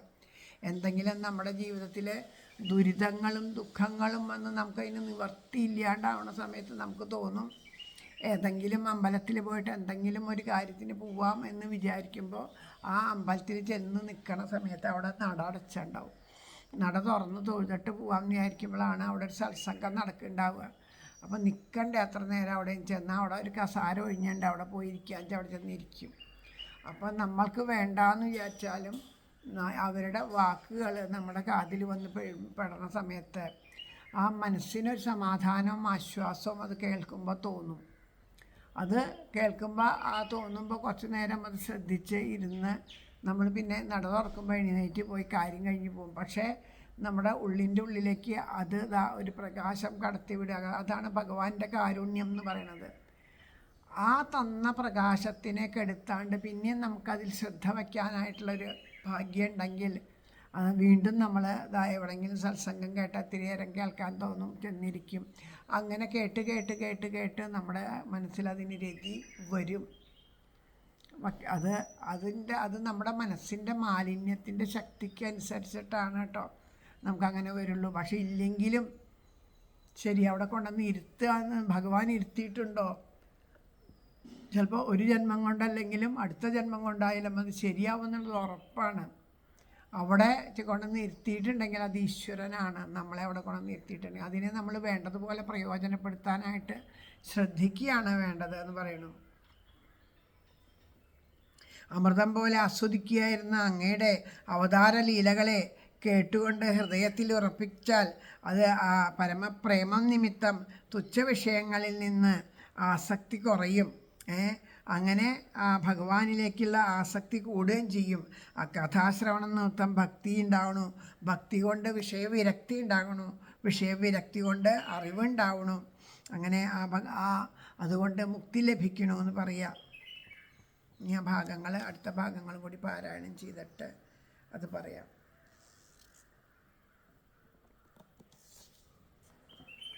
ഹരേ നാരായണ നാരായണ.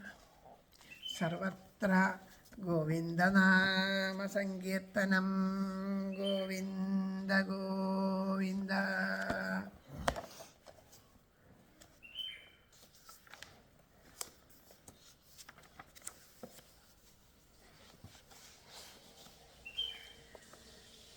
പാനേന തേ ദേവകഥാസുധായ പ്രവൃദ്ധഭക്ത്യാ വിശദാശയായേ വൈരാഗ്യസാരംപതി ലഭ്യബോധം യഥാഞ്ജസാനീർ അഗുണ്ഡധിഷ്ണ്യം തഥാ പരേജാത്മസമാധിയോഗാബാലേന ജിത്വാ പ്രകൃതിം ബലിഷ്ഠാം ത്വമേവ ധീര പുരുഷം വിശന്തിം തേഷാം ശമസ്യാന്നതു സേവയാ തേ തത്തേ വയം ലോകസ് ശിഷ്യയാദ്യാ ത്വയാനുസൃഷ്ട്യാ ത്രിഭിർ ആത്മഭീസ്മ സർവേ വിയുക്താ സ്വവിഹാരയന്തന്ത്രം ന ശക്നുമാ തദ് പ്രതിഹർത്തവേതേ യാവദ്ബലിം തേജ ഹരാമകാലേ യഥാ വയം ജാന്യമദാമയത്ര യഥോഭയേഷാന്ത ഇമേ ഹി ലോക ബലിം ഹരന്തോന്നം അതിന്യനൂഹാ ത്വംനാസുരാണം അസിസാന്വയാനം കൂടസ്ഥ ആദ്യപുരുഷപുരാണ ത്വം ദേവശക്തിയം ഗുണകർമ്മയാനോ രേതാസ്തുജായം കവിം ആദധേജ തതോ വയം തത്പ്രമുഖായതർത്ഥേ ബഭൂവിമാത്മൻ കരവാമ കിം തേ ത്വം സ്വചക്ഷൂപരദേഹി ശക്തിയ ദേവക്രിയാർത്ഥേ യദനുഗ്രഹാണം. ശ്രീമദ്ഭാഗവതേ മഹാപുരാണേ പാരമഹംസ്യം സംഹിതായാം തൃതീയസ്കന്ധേ മഹദാദിസർഗ നിരൂപണം നാമ പഞ്ചമോധ്യായ. സർവത്ര ഗോവിന്ദനാമ സങ്കീർത്തനം. ഗോവിന്ദ ഗോവിന്ദ.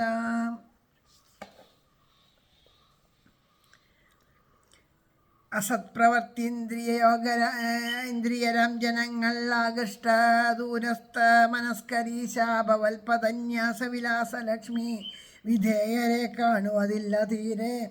കുടിക്കയാൽ നിന്റെ കഥാമുദത്താൽ പ്രവൃദ്ധരായി ഭക്തി വിശുദ്ധ ചിത്തർ വൈരാഗ്യസത്തം വിനയം വ്യരിച്ചിട്ടനശ്വരസ്ഥാനമണഞ്ഞുവല്ലോ.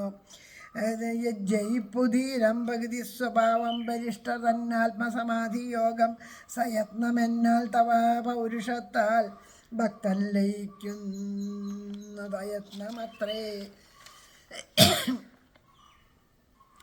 രചിച്ചു നീ ലോകസുസൃഷ്ടയാൽ നിൻ ഗുണത്രയാൽ ഞങ്ങളെ എന്നു തീർച്ചാവിയുക്തരായുള്ളവരിന്നശക്തർ തിരിച്ചു നിൻ ക്രീഡനകം രചിക്കാൻ കാലോത്ഭവ പൂജകൾ ചെയ്തു ഞങ്ങൾ അന്നങ്ങൾ നേടാനജ അപ്രകാരം യജ്ഞങ്ങളാൽ അന്യരും ആശ്വസിക്കാൻ അനുഗ്രഹിച്ചിടുക ബോധനത്താൽ. സുരാദിയമ്പിൻമുറകൾക്ക് ശേഷം കൂടസ്ഥനങ്ങേ പുരുഷൻ പുരാണൻ അർപ്പിച്ചതും നീ ഗുണകർമ്മയോനീ ശക്തിക്കൊരേതോ മഹദാദ്യബീജം.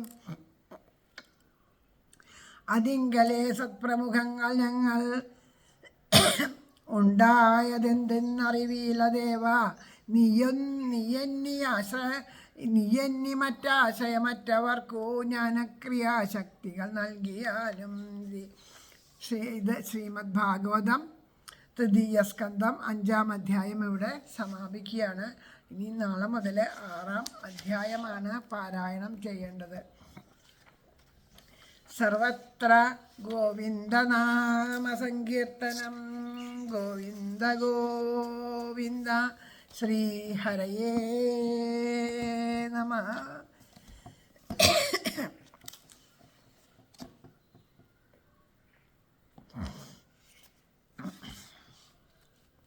പറയണ ഏത് വിധത്തിലുള്ള ജ്ഞാനവും സാമർഥ്യവും സിദ്ധിക്കണം എന്നുള്ളത് ആകാംക്ഷയെ ആലോചിച്ചിട്ട് ജ്ഞാനസ്വരൂപം പറയുകയാണ്. ഹേ പരമേശ്വര, അങ്ങയെ ആരാധിക്കേണ്ടതായ അവസരത്തിൽ പൂജാദ്രവ്യത്തെ ഞങ്ങൾ അങ്ങേക്കായിക്കൊണ്ട് സമർപ്പിക്കാം. ഞങ്ങളും ജീവിക്കാൻ ഉപകരിക്കുന്ന അന്നം, ഭക്ഷണം ഞങ്ങളുടെ ഉണ്ടാകുന്ന ഈ ലോകങ്ങൾ ഞങ്ങൾക്കും നിന്തിരിക്കും. ആ നിർവിഘ്നമായിട്ടുള്ള പൂജാദ്രവ്യങ്ങളെയൊക്കെ ഞങ്ങൾ സമർപ്പിക്കാം. ഏതൊരു വിധമായിട്ടുള്ള ജ്ഞാനവും സാമർഥ്യവും ഞങ്ങൾക്കുണ്ടായാൽ അതെല്ലാം സാധിക്കുമോ? അതിനുള്ള ജ്ഞാനത്തെയും ക്രിയാസാമർഥ്യത്തെയും ഞങ്ങൾക്ക് നൽകണം. ഭഗവാന് നമ്മളിതൊക്കെ സമർപ്പിക്കാം എന്ന് പറഞ്ഞാൽ അതിനും ഒരു ബുദ്ധി വേണമല്ലേ നമുക്ക്? ഭഗവാനെ പൂജിക്കാനും ഭഗവാന് പൂജാദ്രവ്യങ്ങൾ സമർപ്പിക്കാനും എല്ലാം വേണ്ട അതിനും ഒരു ബുദ്ധി വേണം. അത് ആര് തന്നെ അനുഗ്രഹിക്കണം? ഭഗവാൻ തന്നെ അനുഗ്രഹിക്കുകയാണ് വേണ്ടത്. അപ്പോൾ അങ്ങയുടെ എല്ലാവർക്കും അങ്ങയിൽ പരമമായ ഭക്തിയോട് കൂടിയിട്ട് ഇരിക്കാനുള്ള ഒരു മാർഗം ഭഗവാനെ അവിടുന്ന് തന്നെ കാണിച്ചു തരണം. എല്ലാവരുടെയും അച്ഛൻ, കാരണം ആ ലോകാനാം പതി എന്ന് പറയണ പോലെ ഈ സർവപ്രപഞ്ചത്തിനും നാഥനായിട്ടുള്ളത് ആ പതിയായിരിക്കേണ്ടത് അവിടുന്ന് തന്നെയാണ്. അച്ഛന പിതാവായിരിക്കേണ്ടത് അവിടുന്ന് തന്നെയാണ്. അപ്പം അതുകൊണ്ട് അത് അങ്ങ് തന്നെ കാണിച്ചു തരണം. ദേവന്മാരായ ഞങ്ങൾക്കും മുമ്പേ ഉള്ളവൻ എന്നത് ജന്മാദി വികാരങ്ങളില്ലാത്തവനും ഈശ്വരനുമായ നിന്തിരുവടി ഗുണങ്ങളുടെയും കർമ്മങ്ങളുടെയും ഉൽപ്പത്തിക്കൊക്കെ കാരണമായിരിക്കുന്ന അങ്ങയുടെ ശക്തി സ്വരൂപമായ മായയിൽ അറിവാകുന്ന സ്വരൂപത്തോടു കൂടിയിട്ടുള്ള വീരത്തെ ഞങ്ങൾക്ക് ആദാനം ചെയ്തു.